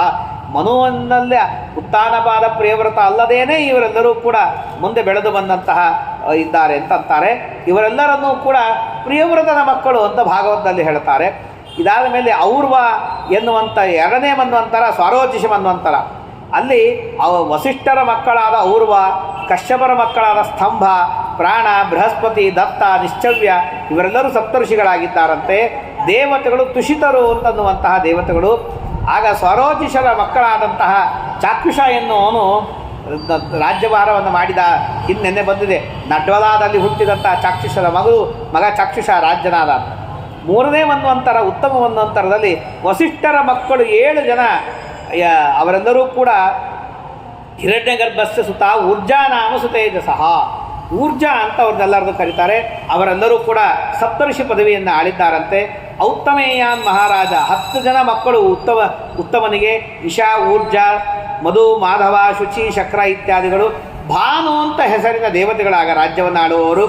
ಇದಾದ ಮೇಲೆ 4ನೇ ಮನ್ವಂತರ ರೈವತ ಮನ್ವಂತರ. ಅಲ್ಲಿ ಕಾವ್ಯ, ಪೃಥು, ಅಗ್ನಿ, ಜನ್ಯು, ಧಾತ, ಕಪೀವಾನ್, ಅಕಪೀವಾನ್ ಅಂತನ್ನುವಂಥ 7 ಜನ ಸಪ್ತಋಷಿಗಳು. ಈಗ ಪುರಾಣೇ ಕಥಿತಾಸ್ತಾತ ಪುತ್ರ ಪೌತ್ರಾಶ್ಚ ಭಾರತ. ಆಗ ಸತ್ಯ ಎನ್ನುವಂಥ ದೇವತೆಗಳು, ತಾಮಸ ಮನ್ವಂತರ ಪರಮಾತ್ಮನೇ ತಾನು ರಾಜ್ಯವನ್ನು ಆಳಿದ್ದಾನಂತೆ. ಇದಾದ ಮೇಲೆ 5ನೇ ಮನ್ವಂತರ. 5ನೇ ಮನ್ವಂತರದಲ್ಲಿ ಒಂದು ನಿಮಿಷ 5ನೇ ಮನ್ವಂತರ ರೈವತ ಮನ್ವಂತರ. ಆಗ ವೇದಬಾಹು, ಯದುದ್ರ ಮುಂತಾದ ವೇದಶಿರಾವ್, ಹಿರಣ್ಯರೋಮ, ಪರ್ಜನ್ಯ, ಊರ್ಧ್ವಬಾಹು, ಸೋಮಜ, ಸತ್ಯನೇತ್ರ ಎನ್ನುವಂತಹ ಅತ್ರಿ ಋಷಿಗಳ ಮಕ್ಕಳು ಸಪ್ತಋಷಿಗಳಾಗಿದ್ದಾರಂತೆ. ಭೂತರಜಸ್ ಮುಂತಾದಂತಹ ಜನ ಪಾರಿಪ್ಲವ, ರೈಭ್ಯ, ಮನೋಂತರ ಇವರೆಲ್ಲರೂ ಕೂಡ ದೇವತೆಗಳಾಗಿದ್ದಾರೆ. ಇವರ ಮಕ್ಕಳು ಧೃತಿಮಾನ್ ಅಂದರೆ ಮನುವಿನ ಮಕ್ಕಳು ಧೃತಿಮಾನ್, ಅವ್ಯಯ, ಯುಕ್ತ, ತತ್ವದರ್ಶಿ ಇತ್ಯಾದಿಗಳು ಅವರ ಮಕ್ಕಳಾಗಿದ್ದಾರೆ ಅಂತನ್ನುವಂಥ ಮಾತನ್ನು ಕೇಳ್ತೀವಿ. ಇದಾದ ಮೇಲೆ 6ನೇ ಮನ್ವಂತರ ಚಾಕ್ಷುಷ ಮನ್ವಂತರ. ಆಗ 2ನೇ ಮನ್ವಂತರ ನಾನು ಚಾಕ್ಷುಷ ಅಂತಂದೆ, ಅದು ಸ್ವಾರೋಚಿಷ ಮನ್ವಂತರ. 6ನೇ ಮನ್ವಂತರ ಚಾಕ್ಷುಷ ಮನ್ವಂತರದಲ್ಲಿ ಆಗ ಸಹಿಷ್ಣುದ, ಭೃಗು, ನಭ, ವಿವಸ್ವಾನ್, ಸುಧಾಮ ಮುಂತಾದವರು ಸಪ್ತಋಷಿಗಳಾಗಿದ್ದಾರಂತೆ. ಆಮೇಲೆ ದೇವತೆಗಳು ಆದ್ಯ ಇತ್ಯಾದಿಗಳ ಹೆಸರಿನ ದೇವತೆಗಳಿದ್ದಾರಂತೆ. 5 ದೇವತೆಗಳ ಗಣ. ಅಂಗಿರಸ ಋಷಿಗಳ ಮಕ್ಕಳಿದ್ದಾರಂತೆ. ಪುತ್ರಾಹದ ನಡ್ವಲಾದಲ್ಲಿ 10 ಜನ ಮಕ್ಕಳಾಗಿದ್ದಾರೆ. ಇನ್ನು 7ನೇ ಮನ್ವಂತರ ಈ ವೈವಸ್ವತ ಮನ್ವಂತರ. ಇಲ್ಲಿ ಅತ್ರಿ, ವಸಿಷ್ಠ, ಕಶ್ಯಪರು, ಗೌತಮರು, ಭರದ್ವಾಜರು, ವಿಶ್ವಾಮಿತ್ರರು ಇವರೆಲ್ಲರೂ ಸಪ್ತಋಷಿಗಳು. ಸಾಧ್ಯರು, ರುದ್ರರು, ವಿಶ್ವೇ ದೇವತೆಗಳು, ಮರುತ್ತರು ಇವರೆಲ್ಲರೂ ವಸುಗಳು, ಆದಿತ್ಯರು, ಅಶ್ವಿನಿ ದೇವತೆಗಳು ಅಂತ ದೇವತೆಗಳಿದ್ದಾರೆ. ಮನುವಿಗೆ 10 ಜನ ಮಕ್ಕಳು, ಇಕ್ಷ್ವಾಕು ಮುಂತಾದಂತಹ 10 ಜನ ಮಕ್ಕಳಾಗಿದ್ದಾರೆ. ಇನ್ನು ಇದಾದ ಮೇಲೆ ಏಕೋ ವೈವಸ್ವತಸ್ತೇಷಾಂ ಚತ್ವಾರಸ್ತು ಪ್ರಜಾಪತೇ. ಇದರಲ್ಲಿ ಮನ್ವಂತರೇಶು ಸರ್ವೇಷು ಪ್ರಾಗ್ದಿಶ ಸಪ್ತಸಪ್ತಕಾಹ. ಈ ಎಲ್ಲ ಮನ್ವಂತರದಲ್ಲಿ ಸಪ್ತಋಷಿಗಳು ಇದ್ದು ತಾವು ವೇದಾದಿಗಳ ಪ್ರವರ್ತನೆಯನ್ನು ಮಾಡ್ತಾರೆ ಅಂತನ್ನುವಂಥ ಮಾತನ್ನು ಹೇಳ್ತಾರೆ. ಇದಾದ ಮೇಲೆ ಮುಂದೆ ಬರುವಂತಹ ಋಷಿಗಳು, ಮನುಗಳು, ಅವರಲ್ಲಿ ಒಬ್ಬ ವೈವಸ್ವತ ಮನುವಿನ ಮಗ, 4 ಜನ ಪ್ರಜಾಪತೇ ಪರಮೇಷ್ಠಿಸುತಾ ಮೇರು ಸಾವರ್ಣತಾಂಗತಾ ದಕ್ಷಸ್ಸೈತೆ ದೌಹಿತ್ರಾಹ ಪ್ರಿಯಾಯ ಸ್ತನಯಾ ನೃಪ. ಅದಕ್ಕೆ ಹೇಳ್ತಾರೆ ಮುಂದಿನ ಮನ್ವಂತರ ಸಾವರ್ಣಿ ಮನ್ವಂತರ. ಆ ಸಾವರ್ಣಿ ಮನ್ವಂತರದಲ್ಲಿ ಪರಶುರಾಮ ದೇವರು, ವೇದವ್ಯಾಸ ದೇವರು, ಅತ್ರಿ ಋಷಿಗಳ ಮಕ್ಕಳಾದಂತಹ ದೀಪ್ತಿಮಾನ್ ಎನ್ನುವರು, ಇನ್ನು ದ್ರೋಣಾಚಾರ್ಯರ ಮಕ್ಕಳಾದಂತಹ ಅಶ್ವತ್ಥಾಮಾಚಾರ್ಯರು, ಆಮೇಲೆ ಗೌತಮರು ಅಂದರೆ ಶರದ್ವಾನ್ ಋಷಿಗಳ ಮಕ್ಕಳಾದಂತಹ ಕೃಪಾಚಾರ್ಯರು, ಕೌಶಿಕ ವಿಶ್ವಾಮಿತ್ರ ಋಷಿಗಳ ಮಕ್ಕಳಾದಂತಹ ಗಾಲವರು, ರುರು ಎಂದು ಕಶ್ಯಪರ ವಂಶದಲ್ಲಿ ಬಂದಂತಹ ಕಾಶ್ಯಪರಾದಂತಹ ರುರು ಎನ್ನುವಂಥವರು ಇವರೆಲ್ಲರೂ ಸಪ್ತರ್ಷಿಗಳಾಗ್ತಾರೆ. ಇವರೆಲ್ಲರೂ ಹೇಳ್ತಾರೆ ಎಂತೆಂಥ ಮಹಾನುಭಾವರು ಇವರು ಅಂತಂದರೆ ಬ್ರಹ್ಮಣ ಸದೃಶಾಶ್ಚೇತೆ ಧನ್ಯ ಸಪ್ತರ್ಷಯ ಸ್ಮೃತಃ. ಎಲ್ಲರೂ ಬ್ರಹ್ಮದೇವರಿದ್ದಂತೆ ಇದ್ದಾರೆ, ದೇವರೇ 2 ರೂಪದಿಂದ ಇದ್ದಾನೆ. ಸ್ವಯಂ ಅಶ್ವತ್ಥಾಮಾಚಾರ್ಯರಿದ್ದಾರೆ, ಕೃಪಾಚಾರ್ಯರು ಅವರು ರುದ್ರರ ಅವತಾರ.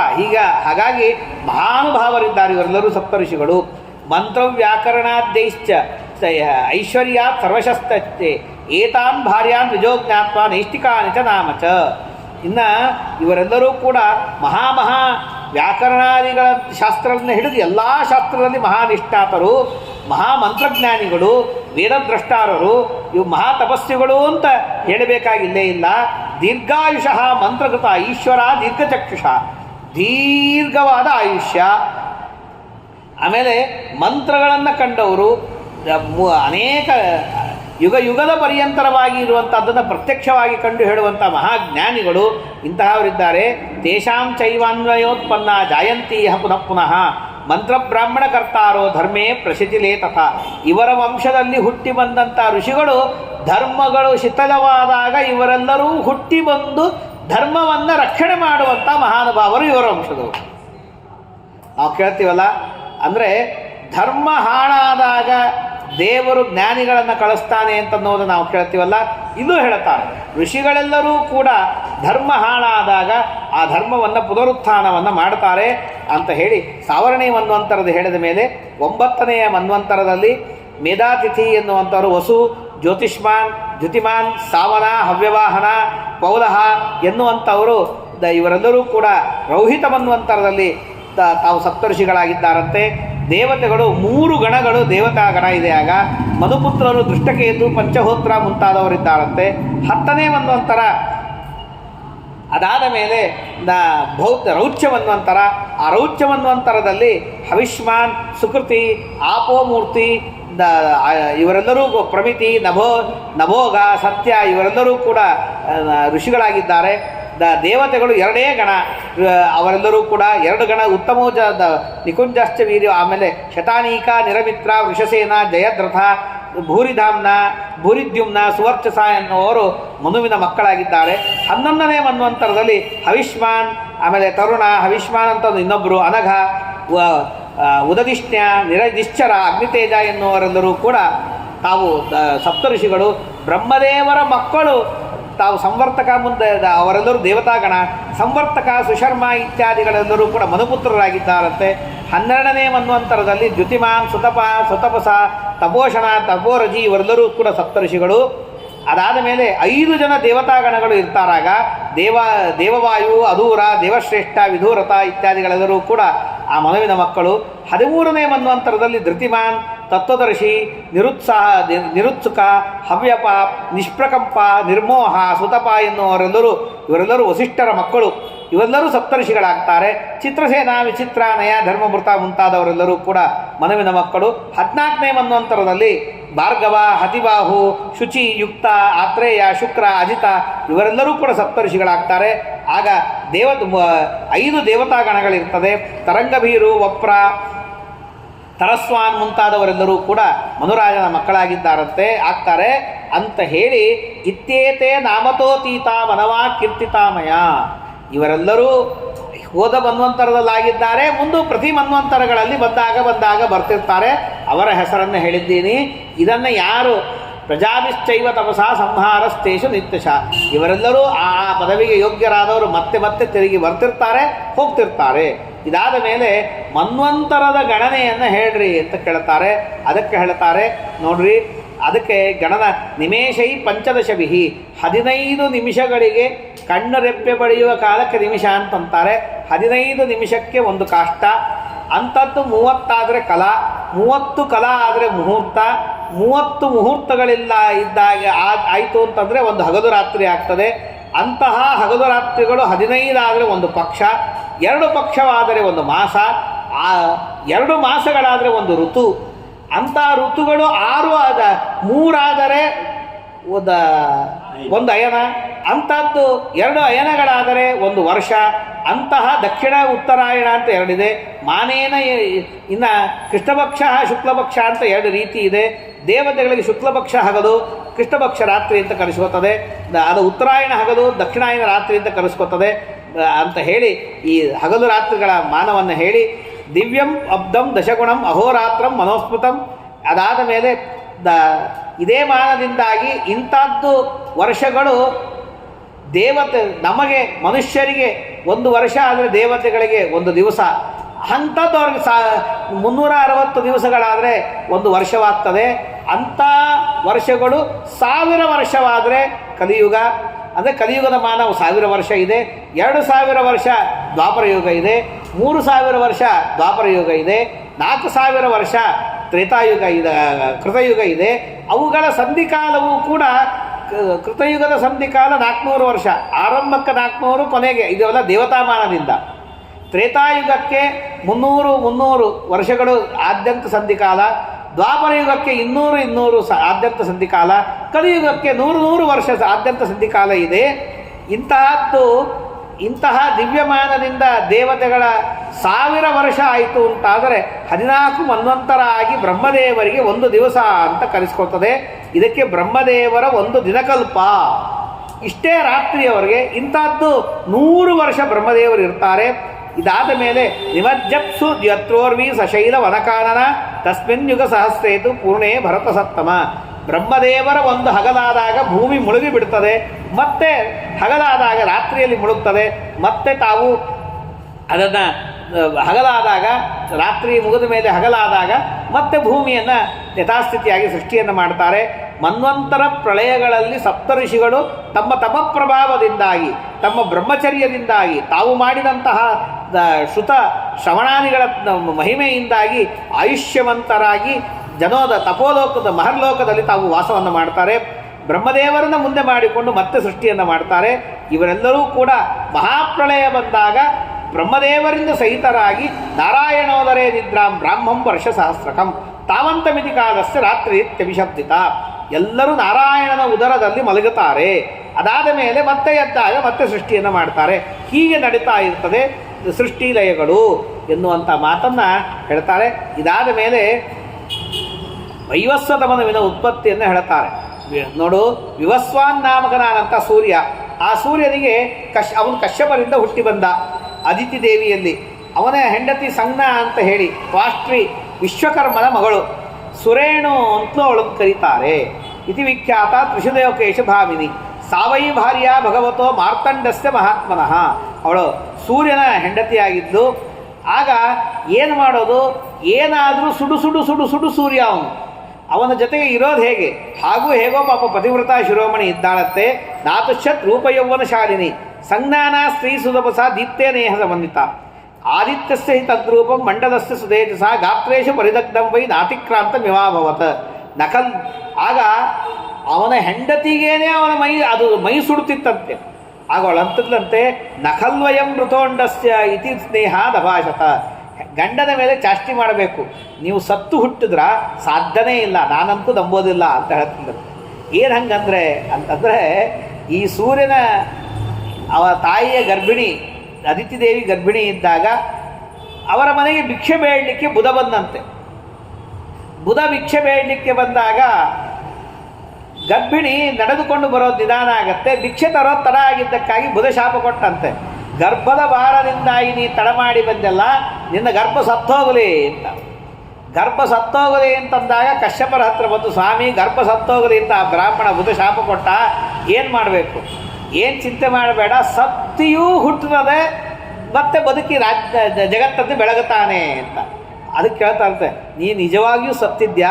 ಸತ್ತಿದ್ರೆ ನಿನ್ನ ಇದರಿಂದಾಗಿ ಸತ್ತಿದ್ದಿ ಅಂತಂದರೆ ಇಷ್ಟು ತ್ರಾಸು ಇನ್ನೊಬ್ರು ಕೊಡ್ತಿದ್ದಿಲ್ಲ ನೀನು ಅಂತನ್ನೋ ಅಭಿಪ್ರಾಯದಿಂದಾಗಿ ನೀನು ಸತ್ತು ಹುಟ್ಟಿದವನ ಸಾಧ್ಯನೇ ಇಲ್ಲ ಜಗತ್ತಲ್ಲಿ, ನೀ ಸತ್ತೇ ಇಲ್ಲ, ನೀ ಸತ್ತಿದ್ದೀನಿ ಸುಮ್ಮನೆ ಹೇಳ್ತಾರೆ ಅಂತ ಚಾಷ್ಟಿ ಮಾಡ್ತಿಲ್ಲಂತೆ ಸಂಜ್ಞಾದೇವಿ. ಇದಾದ ಮೇಲೆ ಅವಳಲ್ಲಿ 3 ಜನ ಮಕ್ಕಳು ಹುಟ್ಟಿದ್ದಾರಂತೆ. ಆದಿತ್ಯ ಜನಯಾಮಾಸ ಕನ್ಯಾಂ ದೌಜ ಪ್ರಜಾಪತಿ ಮನುರ್ವೈವಸ್ವತ ಪೂರ್ವ. ಮೊದಲನೇ ಅವನು ಮಗ ಶ್ರಾದ್ದದೇವ ಅಂತ ಹೇಳಿ ಅವನಿಗೇನೆ ವೈವಸ್ವತ ಮನು ಅಂತ ಕರೀತಾರೆ. ವಿವಸ್ವಾನ್ ನಾಮಕ ಸೂರ್ಯನ ಮಗನಾದ್ದರಿಂದಾಗಿ ಅವನಿಗೆ ವೈವಸ್ವತ ಅಂತ ಕರೀತಾರೆ. ಅವನಿಗೆ ಇಟ್ಟ ಹೆಸರು ವೈವಸ್ವತ ಅದ ಶ್ರಾದ್ದದೇವ ಅಂತ ಹೇಳಿ. ಅದಾದ ಮೇಲೆ ಇಬ್ಬರು ಅವಳಿ ಜವಳಿ ಯಮ ಯಮುನಾ ಅಂತ ಹೇಳಿ ಯಮದೇವರು ಮತ್ತು ಯಮುನಾದೇವಿ ನದಿಯಾಗಿ ಹರಿದಿದ್ದಾಳೆ. ಅದಾದ ಮೇಲೆ ಯಾವಾಗ ಇಷ್ಟು ಮಕ್ಕಳಾದರೂ 3 ಜನ ಮಕ್ಕಳಾದ ಮೇಲೆ ಅವಳಂದು ಇನ್ನೊಂದು ಸಹನ ಮಾಡಲಿಕ್ಕೆ ಆಗೋದಿಲ್ಲ ನನ್ನ ಕೈಯಲ್ಲಿ ಅಂತ ಹೇಳಿ ತನ್ನ ಛಾಯಾ, ದೇವತೆಗಳಿಗೆ ಛಾಯೆ ಇರೋದಿಲ್ಲ, ಆದರೆ ಅವರ ಇಚ್ಛೆಯಿಂದಾಗಿ ತನ್ನ ಛಾಯೆಯಿಂದಾಗಿ ತನ್ನಂತೆ ಇರುವಂತಹ ವ್ಯಕ್ತಿಯನ್ನು ಸೃಷ್ಟಿಯನ್ನು ಮಾಡಿ ಆ ಜೀವ ಇರಬಹುದು. ನೋಡು, ಉವಾಚ ಕಿಮ್ಮಯಾಕ, ನಾ ಏನು ಮಾಡಬೇಕು?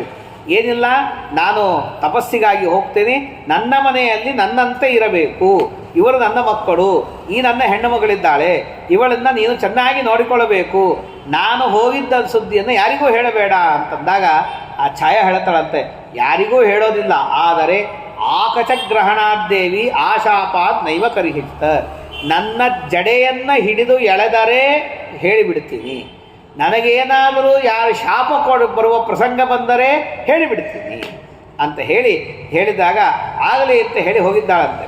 ಇದಾದ ಮೇಲೆ ತಂದೆಯ ಮನೆಗೆ ಹೋದ್ಲು. ತಂದೆಯ ಮನೆಗೆ ಹೋದಾಗ ತಂದೆ ಕೇಳ್ತಾನೆ, ಏನು ಬಂದು? ಇಲ್ಲ, ನಮ್ಮ ಯಜಮಾನರ ಬಿಸಿಲನ್ನು ತಡಿಲಿಕ್ಕಾಗ್ತಾ ಇಲ್ಲ ನನ್ನ ಕೈಯಲ್ಲಿ, ಅದಕ್ಕೆ ಬಿಟ್ಟು ಬಂದೆ. ನೀನು ಗಂಡನನ್ನು ಕೇಳಿಕೊಂಡು ಬಂದ್ಯೋ ಹಾಗೇ ಬಂದ್ಯೋ ಅಂತ ಕೇಳ್ತಾರೆ. ನೋಡಿ, ಸಂಸ್ಕಾರ ಅಂತನ್ನುವುದು ಹೇಗಿದೆ. ಹೆಂಡತಿ ಮನೆ ಬಿಟ್ಟು ಹೊರಗೆ ಹೋಗಬೇಕು ಅಂದರೆ ಗಂಡಂಗೆ ಗೊತ್ತಿರಬೇಕು, ಗಂಡನ ಕೇಳ್ಕೊಂಡು ಹೋಗಬೇಕು. ಈಗಿನ ಕಾಲದಲ್ಲಿ ಹೇಳಿದ್ರೆ ಬುದ್ಧಿ ಇಲ್ಲ, ನೀವೇನೋ ಹೇಳ್ತೀರಿ ಅಂತಂತ. ಆದರೆ ಎಷ್ಟು ಇದಿತ್ತು, ನೀನು ಪತಿವ್ರತ ಶಿರೋಮಣಿ, ಗಂಡನ ಆಜ್ಞೆ ಇಲ್ಲದೇನೆ ಮನೆ ಬಿಟ್ಟು ಬರಬಾರ್ದು, ಗಂಡನನ್ನು ಕೇಳಿಕೊಂಡು ಬಂದ್ಯಾ? ಇಲ್ಲ, ಗಂಡನನ್ನು ಕೇಳಿಕೊಂಡು ಬಂದಿಲ್ಲ, ಹಾಗಾದ್ರೆ ನನ್ನ ಮನೆಯಲ್ಲಿ ಜಾಗ ಇಲ್ಲ, ನಿನ್ನ ಗಂಡನ ಮನೆಗೆ ಹೋಗು ಅಂತ ಕಳಿಸಿಬಿಡ್ತಾನೆ ವಿಶ್ವಕರ್ಮ. ಆದರೆ ಗಂಡನ ಮನೆಗೆ ಹೋಗ್ಲಿಕ್ಕೆ ಇಚ್ಛೆ ಇಲ್ಲ, ಅವನ ತಪಸ್ಸನ್ನು ತಾಪವನ್ನು ತಡೆದುಕೊಳ್ಳಬೇಕಾಗಿದೆ, ಅದಕ್ಕಾಗಿ ತಪಸ್ಸನ್ನು ಮಾಡಬೇಕು ಅಂತ ಹೇಳಿ.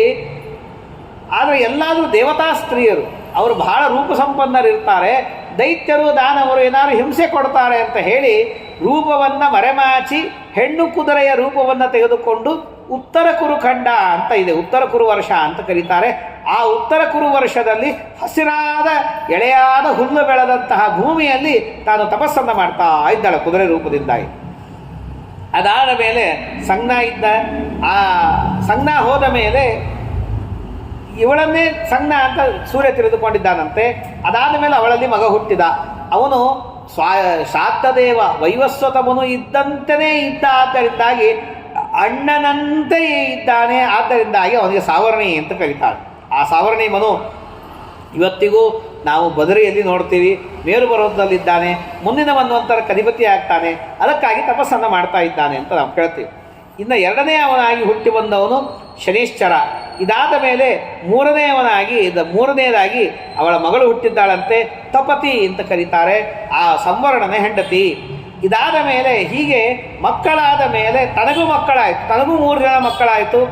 ಆಗ ಮಕ್ಕಳ ಮೇಲೆ ತಾನು ಪಕ್ಷಪಾತವನ್ನು ಮಾಡೋದಕ್ಕೆ ಶುರು ಮಾಡ್ತಾಳೆ. ಆಗ ಯಮಧರ್ಮರಾಜ ಅಂತಾನೆ, ತಾಂಸರೋಷಾಚ್ಚ ಬಾಲ್ಯಾಚ್ಚ ಭಾವಿನೋತ್ತಸ್ಥ ವೈಬಲಾತ್ ಯದಾ ಸಂತರ್ಜಯಾಮಾಸ ಸಂಜ್ಞಾಂ ವೈವಸ್ವತೋ ಯಮಃ. ಆಗ ಯಮದೇವರು ಏನು ಹೀಗೆ ಮಾಡ್ತಿ ಅಂತ ಸಿಟ್ಟಿನಿಂದ ಜಗಳವಾಗ್ತದೆ, ವಾಗ್ವಾದ ಆಗ್ತದೆ. ಆಗ ಕಾಲನ್ನು ಎತ್ತಿ ನೆಲದ ಮೇಲೆ ಬಡಿತಾನೆ. ಆಗ ಅದು ಸಿಟ್ಟಿಗೆ ಬರ್ತದೆ. ಸಿಟ್ಟಿಗೆ ಬಂದು ನಿನ್ನ ಕಾಲು ಬಿದ್ದೋಗಲಿ ಅಂತ ಶಾಪ ಕೊಡ್ತಾಳೆ. ಬಹುಶಃ ಆಗಿನ ಕಾಲದಿಂದಲೇ ಅದೇನೇ ಬಂದಿರೋದು, ಯಾರು ಕಾಲಲ್ಲಿ ಮಾತಾಡಿಸಿ ನಿನ್ನ ಕಾಲು ಬಿದ್ದೋಗುತ್ತೆ ಅಂತ ಹೇಳಿ. ಈ ಪುರಾಣವನ್ನು ಕೇಳಿಯೇ ಸಂಸ್ಕಾರದಿಂದ ದೊಡ್ಡವರೆಲ್ಲ ಅಂತಾರೆ, ಯಾರು ಅಕ್ಕಿ ಬೇಳೆ ಮುಂತಾದದ್ದು ಅಥವಾ ದೇವರು ಮುಂತಾದವನ್ನ ಕಾಲಿನಿಂದ ತಾಕಿಸಿದ್ರೆ ಕಾಲು ಬಿದ್ದು ಹೋಗ್ತದೆ, ನಮಸ್ಕಾರ ಮಾಡು ಅಂತ ಹೇಳ್ತಾರೆ. ಆಗ ಯಾವಾಗ ಆ ಶಾಪ ಕೊಟ್ಟಲು, ಯಮದೇವರು ಮೊದಲಿಗೆ ತಾವೇ ಹೋಗಿ ಸೂರ್ಯನ ಮುಂದೆ ಹೇಳಿಬಿಡ್ತಾರೆ. ಹೌದು ನೋಡು, ಮಾತ್ರ ಸ್ನೇಹೇನ ಸರ್ವೇಶು ವರ್ತಿತವ್ಯಂ ಸುತೇಶು ವೈ. ನೋಡಪ್ಪ, ತಾಯಿ ಮಕ್ಕಳ ಮೇಲೆ ಪ್ರೀತಿಯಿಂದ ಇರಬೇಕು, ಆದರೆ ನಮ್ಮಮ್ಮ ಹಂಗಲ್ಲ. ಆ 3 ಜನರ ಮೇಲೆ ಪ್ರೀತಿ ಬಹಳ ಮಾಡ್ತಾಳೆ, ನಮ್ಮ 3 ಜನರ ಮೇಲೆ ಪಕ್ಷಪಾತ ಮಾಡ್ತಾಳೆ. ಇದನ್ನು ನೋಡಿ ನನಗೆ ಸಹನ ಮಾಡಲಿಕ್ಕಾಗಲಿಲ್ಲ. ನಾನು ಕಾಲೆತ್ತಿ ನೆಲಕ್ಕೆ ಬಡೆದೆ ನಿಜ, ಆದರೆ ನನ್ನ ಕಾಲು ನಮ್ಮಮ್ಮನಿಗೆ ತಾಕಿಲ್ಲ. ತಸ್ಯಾಂ ಮಯೋದ್ಯತ ಪಾದೋ ನತು ದೇಹೇ ನಿಪಾತಿತಃ. ಅವಳ ದೇಹಕ್ಕೆ ನಾನು ತಾಕಿಸಿಲ್ಲ. ಆದರೆ ನಾನು ಇದನ್ನು ಬಾಲ್ಯಾದ್ವಾ ಮೋಹಾದ್ವಾ ತದ್ಭವಾಂಕ್ಷಂತು ಮರ್ಹತಿ. ನಾನು ಸಣ್ಣ ಹುಡುಗ, ಇದನ್ನು ಪಕ್ಷಪಾತ ಸಹನ ಮಾಡ್ಕೊಳ್ಳಿಕ್ಕಾಗೋದಿಲ್ಲ.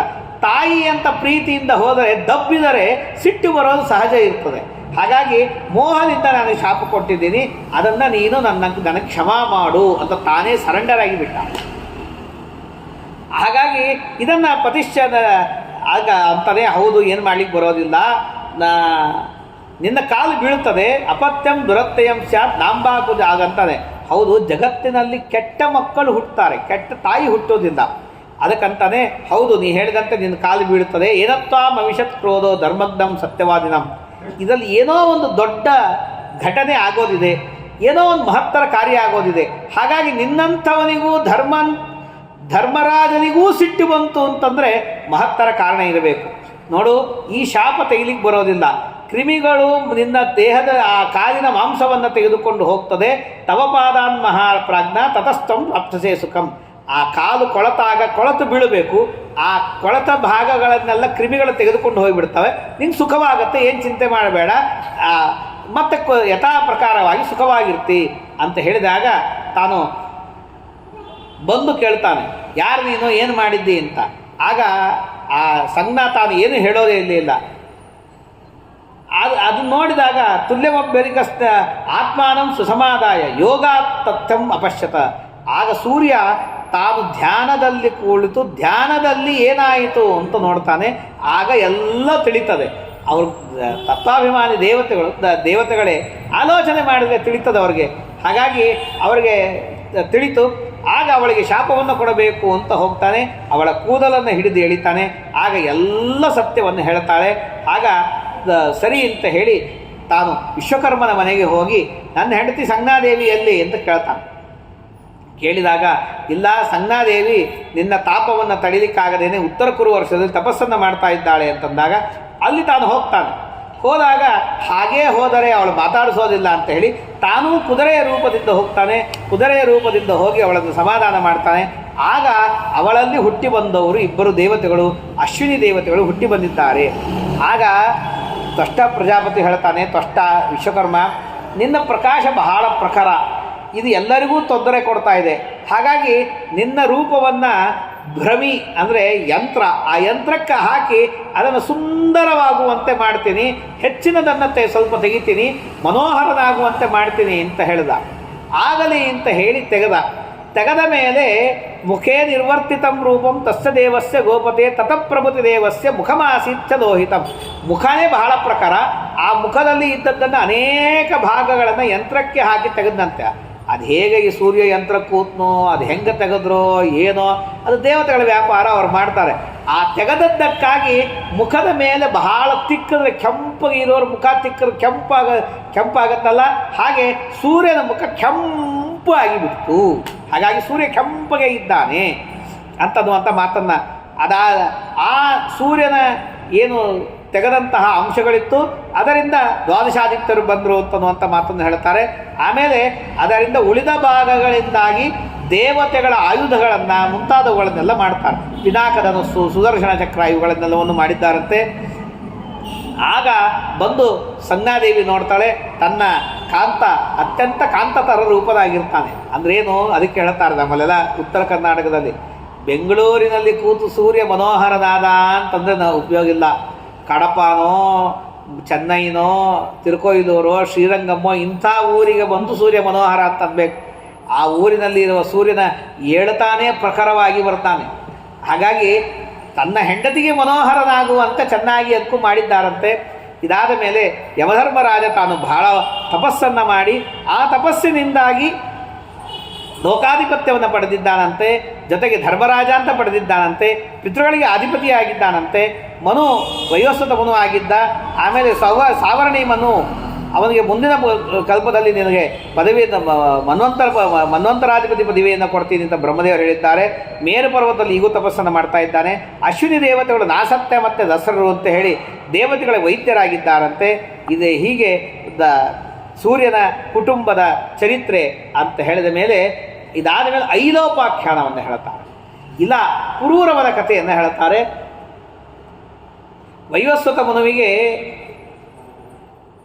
ಮೊದಲಿಗೆ ಮಗ ಇದ್ದ. ಮೊದಲಿಗೆ ಯಜ್ಞವನ್ನು ಮಾಡ್ತಾ ಇದ್ದ. ಇಕ್ಷ್ವಾಕು, ನಾಭಾಗ, ದೃಷ್ಣು, ಶರ್ಯಾತಿ, ನರಿಷ್ಯಂತ, ಪ್ರಾಂಶು, ನಾಭಾಗಾರಿಷ್ಟ, ಆಮೇಲೆ ಕರುಷ, ಪೃಷದ್ರ ಅಂತ 9 ಜನ ಮಕ್ಕಳು. ಇವರೆಲ್ಲರೂ ಹುಟ್ಟುವುದಕ್ಕಿಂತ ಮುಂಚೆ ಯಜ್ಞವನ್ನು ಮಾಡಿದ. ಮಿತ್ರಾವರ್ಣರನ್ನು ಕುರಿತು ಯಜ್ಞವನ್ನು ಮಾಡಿದಾಗ ಒಬ್ಬ ಹೆಣ್ಣು ಮಗಳು ಹುಟ್ಟಿದ್ದು. ಆ ಹುಟ್ಟಿ ಬಂದಾಗ ಅವಳು, ಇಲ್ಲಿ ಹೇಳುವ ಕಥೆ ಏನು ಅಂತಂದರೆ, ಯಜ್ಞಕುಂಡದಿಂದಲೇ ಹೆಣ್ಣು ಮಗಳು ಎದ್ದು ಬಂದಾಗ ಅವಳನ್ನು ಇಳ ಅಂತ ಕರೀತಾರೆ ಹೆಣ್ಣು ಮಗಳು. ಆಗ ನನ್ನ ಮಗಳು ನೀನು ಬಾ ಅಂತ ವೈವಸ್ವತವನ್ನು ಕರೀತಾನೆ. ಅವಂತಲೇ, ಇಲ್ಲ, ನೀವು ಮಿತ್ರಾವರುಣರ ಮಂತ್ರದಿಂದ ಆಹುತಿ ಹಾಕಿ ನನ್ನನ್ನು ಪಡೆದಿದ್ದೀರಿ ಅಂದಮೇಲೆ ನಾನು ಮಿತ್ರಾವರುಣರ ಮಗಳು, ನಾನು ಅವರ ಹತ್ರ ಹೋಗ್ತೀನಿ, ಅವರು ಹೋಗು ಅಂದರೆ ಬರ್ತೀನಿ, ಇಲ್ಲೇ ನಾನು ಅವರ ಮಗಳು, ಅವ್ರು ಹೇಳ್ದಂಗೆ ಕೇಳೋಳು ಅಂತ ಹೋದು. ಸರಿ ಹೋಗು ಅಂತಂದ ಪಾಪ. ಶೈವ ಮುಕ್ತ ಮನು ಮಿತ್ರಾವರ್ಣಯೋ ಗತ್ವಾಂತಿಕಂ ವರಾರೋಹ ಪ್ರಾಂಜಲಿ ವಾಕ್ಯಮಸ್ತು. ನಾನು ನಿಮ್ಮ ಅನುಗ್ರಹದಿಂದ ಹುಟ್ಟಿ ಬಂದಿದ್ದೀನಿ, ನಿಮ್ಮ ಮಗಳು ಅಂತ ಹೇಳೋ ಕಾಲಕ್ಕೆ ಮಿತ್ರಾವರ್ಣರು ಬಹಳ ಸಂತೋಷ ಪಡ್ತಾರೆ. ನಿನ್ನ ಧರ್ಮದಿಂದ ನಾವು ಸಂತುಷ್ಟರಾಗಿದ್ದೀವಿ, ಆದ್ದರಿಂದಾಗಿ ನೀವು ಅವಯೋಸ್ತಂ ಮಹಾಭಾಗೆ ಖ್ಯಾತಿಂ ಕನ್ಯೇತಿ ಆಸ್ಯಸಿ ಮನೋರ್ವಂಶಧರ ಪುತ್ರ ಸ್ತಮೇಮೇ ಭವಿಷ್ಯಸಿ. ನೀನು ಮಾಡಿದ ಧರ್ಮದಿಂದಾಗಿ ನೀನು ಎರಡೂ ಕುಲಕ್ಕೂ ಪ್ರಖ್ಯಾತ ಪುರುಷನಾಗತಿ, ಎರಡೂ ವಂಶಗಳು ನಿನ್ನಿಂದ ಬೆಳೀತದೆ ಅಂತ ಹೊರ ಕೊಡ್ತಾರೆ. ಆಗ ಸರಿ ಅಂತ ಹೇಳಿ ಸುದ್ಯುಮ್ನ ಅಂತನ್ನುವಂಥ ಹೆಸರಿನಿಂದಾಗಿ ಸೂರ್ಯವಂಶವನ್ನು ಬೆಳೆಸ್ತಿ. ಆಮೇಲೆ ಅಂತ ಹೇಳಿ ವರವನ್ನು ಕೊಡ್ತಾರೆ. ತರಿ ಅಂತ ಹೇಳಿ ತಿರುಗಿ ಬರ್ತಿರ್ತಾಳೆ ಮನು ಹತ್ರ. ಇಲ್ಲಿ ಹೇಳುವ ಕಥೆ ಇದು. ಇಲ್ಲಿ ಇಲಾವೃತ ಖಂಡಕ್ಕೆ ಹೋಗಿದ್ದಕ್ಕಾಗಿ ಆಯಿತು ಅಂತ ಹೇಳೋದಿಲ್ಲ. ದಾರಿಯಲ್ಲಿ ಬರುವ ಕಾಲಕ್ಕೆ ನಡುಮಧ್ಯೆ ಬುಧ ಸಿಗುತ್ತಾನೆ. ಚಂದ್ರನ ಮಗ ಬುಧ ಸಿಗ್ತಾನೆ. ಆ ಚಂದ್ರನ ಮಗ ಬುಧ ಏನು ಮಾಡ್ತಾನೆ, ನನ್ನನ್ನು ಮದುವೆ ಆಗು ಅಂತ ಬಲವಂತ ಮಾಡ್ತಾನೆ. ಸರಿ ಅಂತ ಮದುವೆ ಆಗ್ತಾನೆ. ಮದುವೆ ಆದ ಮೇಲೆ ಪುರೂರವ ಅಂತ ಮಗನಾಗಿ ಬಿಡ್ತಾನೆ. ಆ ಪುರೂರವ ಮಗ ಚಂದ್ರನ ಮಗ ಬುಧ, ಬುಧನ ಮಗ ಪುರೂರವನಾದ. ಅವನು ಚಂದ್ರವಂಶ ಪ್ರವರ್ತಕನಾಗಿ ಬಿಟ್ಟ. ಹಾಗಾಗಿ ಇವಳಿಂದಲೇ ಚಂದ್ರವಂಶ. ಅದಾದ ಮೇಲೆ ಆಗ ನೆನಪಾಯಿತು, ಊರಿಗೆ ಬಂದಾಗ ಗಂಡಸಾದ್ದು. ಯಾಕಾಯಿತು ಏನು ಇಲ್ಲಿ ಹೇಳೋದಿಲ್ಲ. ಗಂಡಸಾದಾಗ ಸುದ್ಯುಮ್ನ ಅಂತಾದಾಗ 3 ಜನ ಮಕ್ಕಳು, ಉತ್ಕಲ, ಗಯಾ, ವಿನತಾಶ್ವ ಅಂತ ಹೇಳಿ. ಉತ್ಕಲನಿಂದ ಬೆಳೆದಂಥ ದೇಶ ಉತ್ಕಲ ದೇಶ ಇದೆ, ಒರಿಸ್ಸಾ ಪ್ರಾಂತ. ವಿನತಾಶ್ವನಿಂದಾಗಿ ಪಶ್ಚಿಮ ದಿಕ್ಕೆಲ್ಲ ಬೆಳೆದಿದೆ. ಪೂರ್ವ ದಿಕ್ಕನ್ನು ಗಯಾ ರಾಜ ಆಳಿದ್ದಾನಂತೆ. ಇದಾದ ಮೇಲೆ ಮನುರಾಜ ತಾನು ತಪಸ್ಸಿಗೆ ಹೋದ ಮೇಲೆ ತನ್ನ ರಾಜ್ಯವನ್ನು ಇಕ್ಷ್ವಾಕು ಮುಂತಾದವರಿಗೆ ಕೊಟ್ಟಿದ್ದಾರಂತೆ. ಅದಾದ ಮೇಲೆ ಇಕ್ಷ್ವಾಕು ಜ್ಯೇಷ್ಠದಾಯಾದೋ ಮಧ್ಯದೇಶ ಮಮಾಪ್ತವಾನ್. ಇನ್ನು ಕನ್ಯಾಭಾವಾಚ್ಯ ಸುದ್ಯಂನೋ ನೈವಂ ಗುಣಮಮಾಪ್ತವಾನ್. ಇವನು ಯದ್ಯಪಿ ಜ್ಯೇಷ್ಠ ಪುತ್ರನಾದರೂ 1 ತಿಂಗಳು ಗಂಡಸು 1 ತಿಂಗಳು ಹೆಣ್ಣಾಗಿದ್ದಕ್ಕಾಗಿ ಇವನು ರಾಜ್ಯ ಕೊಡಲೇ ಇಲ್ಲ. ಆದರೆ ವಸಿಷ್ಠರು ಬಂದಿದ್ದಾರಂತೆ, ನಮ್ಮ ಶಿಷ್ಯ ಪುರೂರವ ರಾಜ ಅಂತ ಹೇಳಿ. ಆ ಪುರೂರವ ರಾಜನಿಗೆ ಪ್ರತಿಷ್ಠಾನಪುರ, ಪೈಠಣ ಅಂತ ಕರೀತಾರೆ, ಪ್ರತಿಷ್ಠಾನಪುರದಲ್ಲಿ ಅವನಿಗೆ ಪಟ್ಟಾಭಿಷೇಕವನ್ನು ಮಾಡಿದ್ದಾರಂತೆ. ಪ್ರತಿಷ್ಠಾ ಧರ್ಮರಾಜಸ್ಯ ಸುದ್ಯುಮ್ನಸ್ಯ ಗುರುದ್ವಹ. ಉತ್ಕಲ ದೇಶದವರೆಲ್ಲರೂ ರಾಜ್ಯವನ್ನು ಆಳಿದ್ರಂತನ್ನುವಂತಹ ಮಹಾತ್ಮ ದಂಡಕ. ಇದಾದ ಮೇಲೆ ಅಂಬರೀಷಶ್ಚ, ಉತ್ಕಲನಿಗೆ 3 ಜನ ಮಕ್ಕಳು ಅಂತ ಕೇಳ್ತಾರೆ. ದೃಷ್ಟಕ, ಅಂಬರೀಷ, ದಂಡ ಅಂತ ಹೇಳಿ. ಆ ದಂಡನಿಂದ ಬಂದದ್ದೇ ಇದು ದಂಡಕಾರಣ್ಯ ಅಂತ. ಗೋದಾವರಿಯಿಂದ ಕೆಳಗಿನ ಪ್ರದೇಶಗಳೆಲ್ಲವೂ ಕೂಡ ದಂಡಕಾರಣ್ಯ ಅಂತಾಯಿತು. ತಪಸ್ಸುಗಳು ವಿಶೇಷವಾಗಿ ಇಲ್ಲಿ ತಾವು ತಪಸ್ಸನ್ನು ಮಾಡ್ತಾರೆ. ಈ ದಂಡಕಾರಣ್ಯದ ಮಹಿಮಾ ಏನು ಅಂದರೆ ತತ್ರ ಪ್ರವಿಷ್ಟ ಮಾತ್ರಸ್ತು ನರಪಾಪಾತ್ ಪ್ರಮುಚ್ಯತೆ. ಈ ದಂಡಕಾರಣ್ಯದ ಒಳಗೆ ಕಾಲಿಟ್ಟರೆ ಸಾಕು, ಪಾಪಗಳೆಲ್ಲ ಹೋಗ್ತಾವಂತೆ. ನೋಡಿ ಎಷ್ಟು ಆಶ್ಚರ್ಯ ಇದೆ. ಎಂತಹ ಪುಣ್ಯಭೂಮಿಯಲ್ಲಿ ನಮ್ಮನ್ನು ದೇವರು ಹುಟ್ಟಿಸಿದ್ದಾನೆ, ಇಟ್ಟಿದ್ದಾನೆ. ಅಂದರೆ ಉತ್ತರ ದೇಶದ ಜನ ದಂಡಕಾರಣ್ಯಕ್ಕೆ ಕಾಲಿಟ್ಟರೆ ಪಾಪಗಳೆಲ್ಲ ಹೋಗಿಬಿಡ್ತಾವೆ. ಯಾಕೆಂದರೆ ರಾಮದೇವರು ಹೆಜ್ಜೆ ಇಟ್ಟು ನಡೆದಂತಹ ಪುಣ್ಯಭೂಮಿ ಈ ಭೂಮಿ. ನರಿಷ್ಯಂತನಿಗೆ ಶಕರೆಲ್ಲ ಹುಟ್ಟಿದ್ದಾರೆ. ನಾಭಾಗನಿಗೆ ಅಂಬರೀಷ ಅಂತ ರಾಜನಾದ, ಅವನ ಕಥೆ. ದೃಷ್ಟುವಿಗೆ ದಾಷ್ಟಕ, ಕರುಷನಿಗೆ ಕಾರುಷ, ಆಮೇಲೆ ನಾಭಾಗಾರಿಷ್ಠನಿಗೆ ಕ್ಷತ್ರಿಯ. ನಾಭಾಗಾರಿಷ್ಠನ ಮಕ್ಕಳೆಲ್ಲರೂ ಕೂಡ ವೈಶ್ಯರಾಗಿದ್ದಾರಂತೆ. ಪ್ರಾಂಶುವಿಗೆ ಒಬ್ಬನೇ ಮಗ ಶರ್ಯಾತಿ ಅಂಥೇಳಿ. ನರಿಷ್ಯಂತನಿಗೆ ಆನರ್ತ ಅಂತ ಮಗನಾದ. ಆ ಆನರ್ತ ಪುತ್ರ ಕನ್ಯಾ ಸುಕನ್ಯಾಕ್ಷ. ಆ ಆನರ್ತನಿಗೆ ಮಗಳು ಸುಕನ್ಯಾ ಅಂತ ಮಗಳು. ಆನರ್ತಸ್ಯ ದಾಯಾದೋ ರೇವಾನಾಮ. ಆ ಸುಕನ್ಯಾಳನ್ನೇ ಚವನರಿದ್ದ ಶರ್ಯಾತಿಯ ಮಗ ಅನರ್ಥ, ಮಗಳು ಸುಕನ್ಯಾಳನ್ನೇ ಚವನ ಋಷಿಗಳಿಗೆ ಕೊಟ್ಟಿದ್ದಾರೆ. ಆ ಆನರ್ತನ ಮಗ ರೇವ ಅಂತ. ರೇವನಿಗೆ ರೈವತ ಅಂತ ಮಗನಾದ. ಅವನಿಗೆ ಕಕುದ್ಮಿ ಅಂತ ಕರೀತಾರೆ. ಅವನಿಗೆ ಒಬ್ಬಳು ಮಗಳಾದ್ದು. ಆ ಮಗಳಾದಾಗ ಅವಂತಾನೆ ಇವಳನ್ನ ಯಾರಿಗೆ ಕೊಟ್ಟು ಮದುವೆ ಮಾಡೋದು? ಇವಳಿಗೆ ಅನುರೂಪರೇ ಜಗತ್ತಲ್ಲಿ ಯಾರೂ ಇಲ್ಲಲ್ಲ. ಅದಕ್ಕೇನಂತೆ ಕೇಳ್ಕೊಂಬರೋಣ ನಡಿ ಅಂತ ಹೇಳಿ ಬ್ರಹ್ಮದೇವರ ಹತ್ತಿರಕ್ಕೆ ಹೋಗ್ತಾನೆ. ಅಲ್ಲಿ ಒಂದು ಮುಹೂರ್ತ ಗಂಧರ್ವರು ಹಾಡು ಹೇಳ್ತಿರ್ತಾರೆ ನಿಂತ. ಅದಾದ ಮೇಲೆ ಬ್ರಹ್ಮದೇವರ ಹತ್ತಿರ ಹೋಗಿ ಕೇಳ್ದ, ಇವನನ್ನು ಯಾರಿಗೆ ಕೊಟ್ಟು ಮದುವೆ ಮಾಡಬೇಕು? ಯಾವ್ಯಾವ ರಾಜರನ್ನು ಇಟ್ಟುಕೊಂಡಿದ್ದು ಹೇಳೋದು? ಇಂತಿಂಥ ರಾಜರಿದ್ದಾರೆ. ಇವರಲ್ಲ, ಇವರ ಮಕ್ಕಳು, ಮೊಮ್ಮಕ್ಕಳು, ಮರಿಮಕ್ಕಳು ವಂಶವೂ ಈಗ ಉಳಿದಿಲ್ಲ ಜಗತ್ತಲ್ಲಿ, ಮುಗಿದೋಗ್ಬಿಟ್ಟಿದೆ. ಈಗ ಯದುವಂಶದಲ್ಲಿ ಶೇಷದೇವರು ಬಲರಾಮನಾಗಿ ಹುಟ್ಟಿ ಬಂದಿದ್ದಾರೆ. ಹೋಗಿ ನಿನ್ನ ಮಗಳನ್ನು ಬೇಗ ಅವರಿಗೆ ಕೊಟ್ಟು ಮದುವೆ ಮಾಡು. ಆ ನೆಪದಿಂದಾಗಿ ನಿನಗೆ ದೇವರ ದರ್ಶನವಾಗ್ತದೆ ಅಂತಂದಾಗ ಬಲರಾಮ ದೇವರಿಗೆ ಅವರನ್ನು ಬ್ರಹ್ಮದೇವರ ಮಾತಿನಂತೆ ಕೊಟ್ಟಿದ್ದಾರಂತೆ. ಅದಕ್ಕಾಗಿ ಆ ಬಲರಾಮದೇವರು ಹೇಗೆ ಮದುವೆ ಮಾಡಿಕೊಂಡ್ರು? ಅವಳು ಎಷ್ಟು ಹಳೆಯ ಯುಗದವಳು, ಇವರು ಇಷ್ಟು ಅಂದರೆ ತನಕ್ಕಿಂತ ದೊಡ್ಡ ವಯಸ್ಸಿನವಳು ಮದುವೆ ಮಾಡ್ಕೊಳ್ಬೋದಾ ಅಂತಂದರೆ ಅದಕ್ಕಂತಾರೆ ಬ್ರಹ್ಮದೇವರ ಆಜ್ಞಾ. ಅದರಿಂದಾಗಿ ಮದುವೆ ಮಾಡ್ಕೊಂಡಿದ್ದಾರೆ. ಅವರಲ್ಲಿ ಇಬ್ಬರು ಶಟ ಉಲ್ಮುಖ ಅಂತ ಮಕ್ಕಳು ಅಂತಾರೆ. ಅಲ್ಲ, ಬ್ರಹ್ಮಲೋಕಕ್ಕೆ ಹೋದ ಸಾಯಲಿಲ್ಲೇನು? ಅದಕ್ಕಂತಾರೆ ಇವನು ಹೋದದ್ದು ಮೇರು ಪರ್ವತದಲ್ಲಿ ಇರುವ ಬ್ರಹ್ಮದೇವರ ಮನೆಗೆ. ಅಲ್ಲಿ ಹೋದರೂ ಕೂಡ ಜರಾಮರಣಗಳು ಬರುವುದಿಲ್ಲ. ಆದ್ದರಿಂದಾಗಿ ಜರಾಮರಣ ಇಲ್ಲ, ಹಸಿವೆ ಬಾಯಾರಿಕೆ ಇಲ್ಲ, ಮೃತ್ಯು ಇಲ್ಲ, ಋತುಚಕ್ರದ ಯಾವುದರ ಪರಿಣಾಮಗಳೂ ಅಲ್ಲಾಗುವುದಿಲ್ಲ. ಹಾಗಾಗಿ ಅವರಲ್ಲಿ ಇದ್ದದ್ದಕ್ಕಾಗಿ ಇವನಿಗಾಗಲಿ ರೇವತಿಗಾಗಲಿ ಯಾವುದಕ್ಕೂ ಪರಿಣಾಮ ಆಗಲಿಲ್ಲ. ಬಲರಾಮ ದೇವರಿಗೆ ಮದುವೆ ಮಾಡಿಕೊಟ್ಟ. ತನ್ನ ರಾಜ್ಯ ಬಂದು ನೋಡಿದ. ಆ ರಾಜ್ಯದಲ್ಲೆಲ್ಲ ರಾಕ್ಷಸರೆಲ್ಲ ತುಂಬಿದ್ರು. ಬಿಟ್ಟು ತಪಸ್ಸನ್ನು ಮಾಡಿ ತಾನು ಉತ್ತಮ ಗತಿಯನ್ನು ಹೊಂದಿದ್ದಾನೆ ಅಂತ ಹೇಳಿ ಹೀಗೆ ಕಕುದ್ಮಿಯ ಕಥೆಯನ್ನು ಹೇಳ್ತಾರೆ. ಮುಂದೆ ದುಂದುಮಾರನ ಕಥೆಯನ್ನು ಹೇಳ್ತಾರೆ. ಅವನ್ನೆಲ್ಲ ಯಥಾಮತಿಯಾಗಿ ನೋಡೋಣ ಅಂತ ಹೇಳ್ತಾ ಶ್ರೀಕೃಷ್ಣಾರ್ಪಣಮಸ್ತು.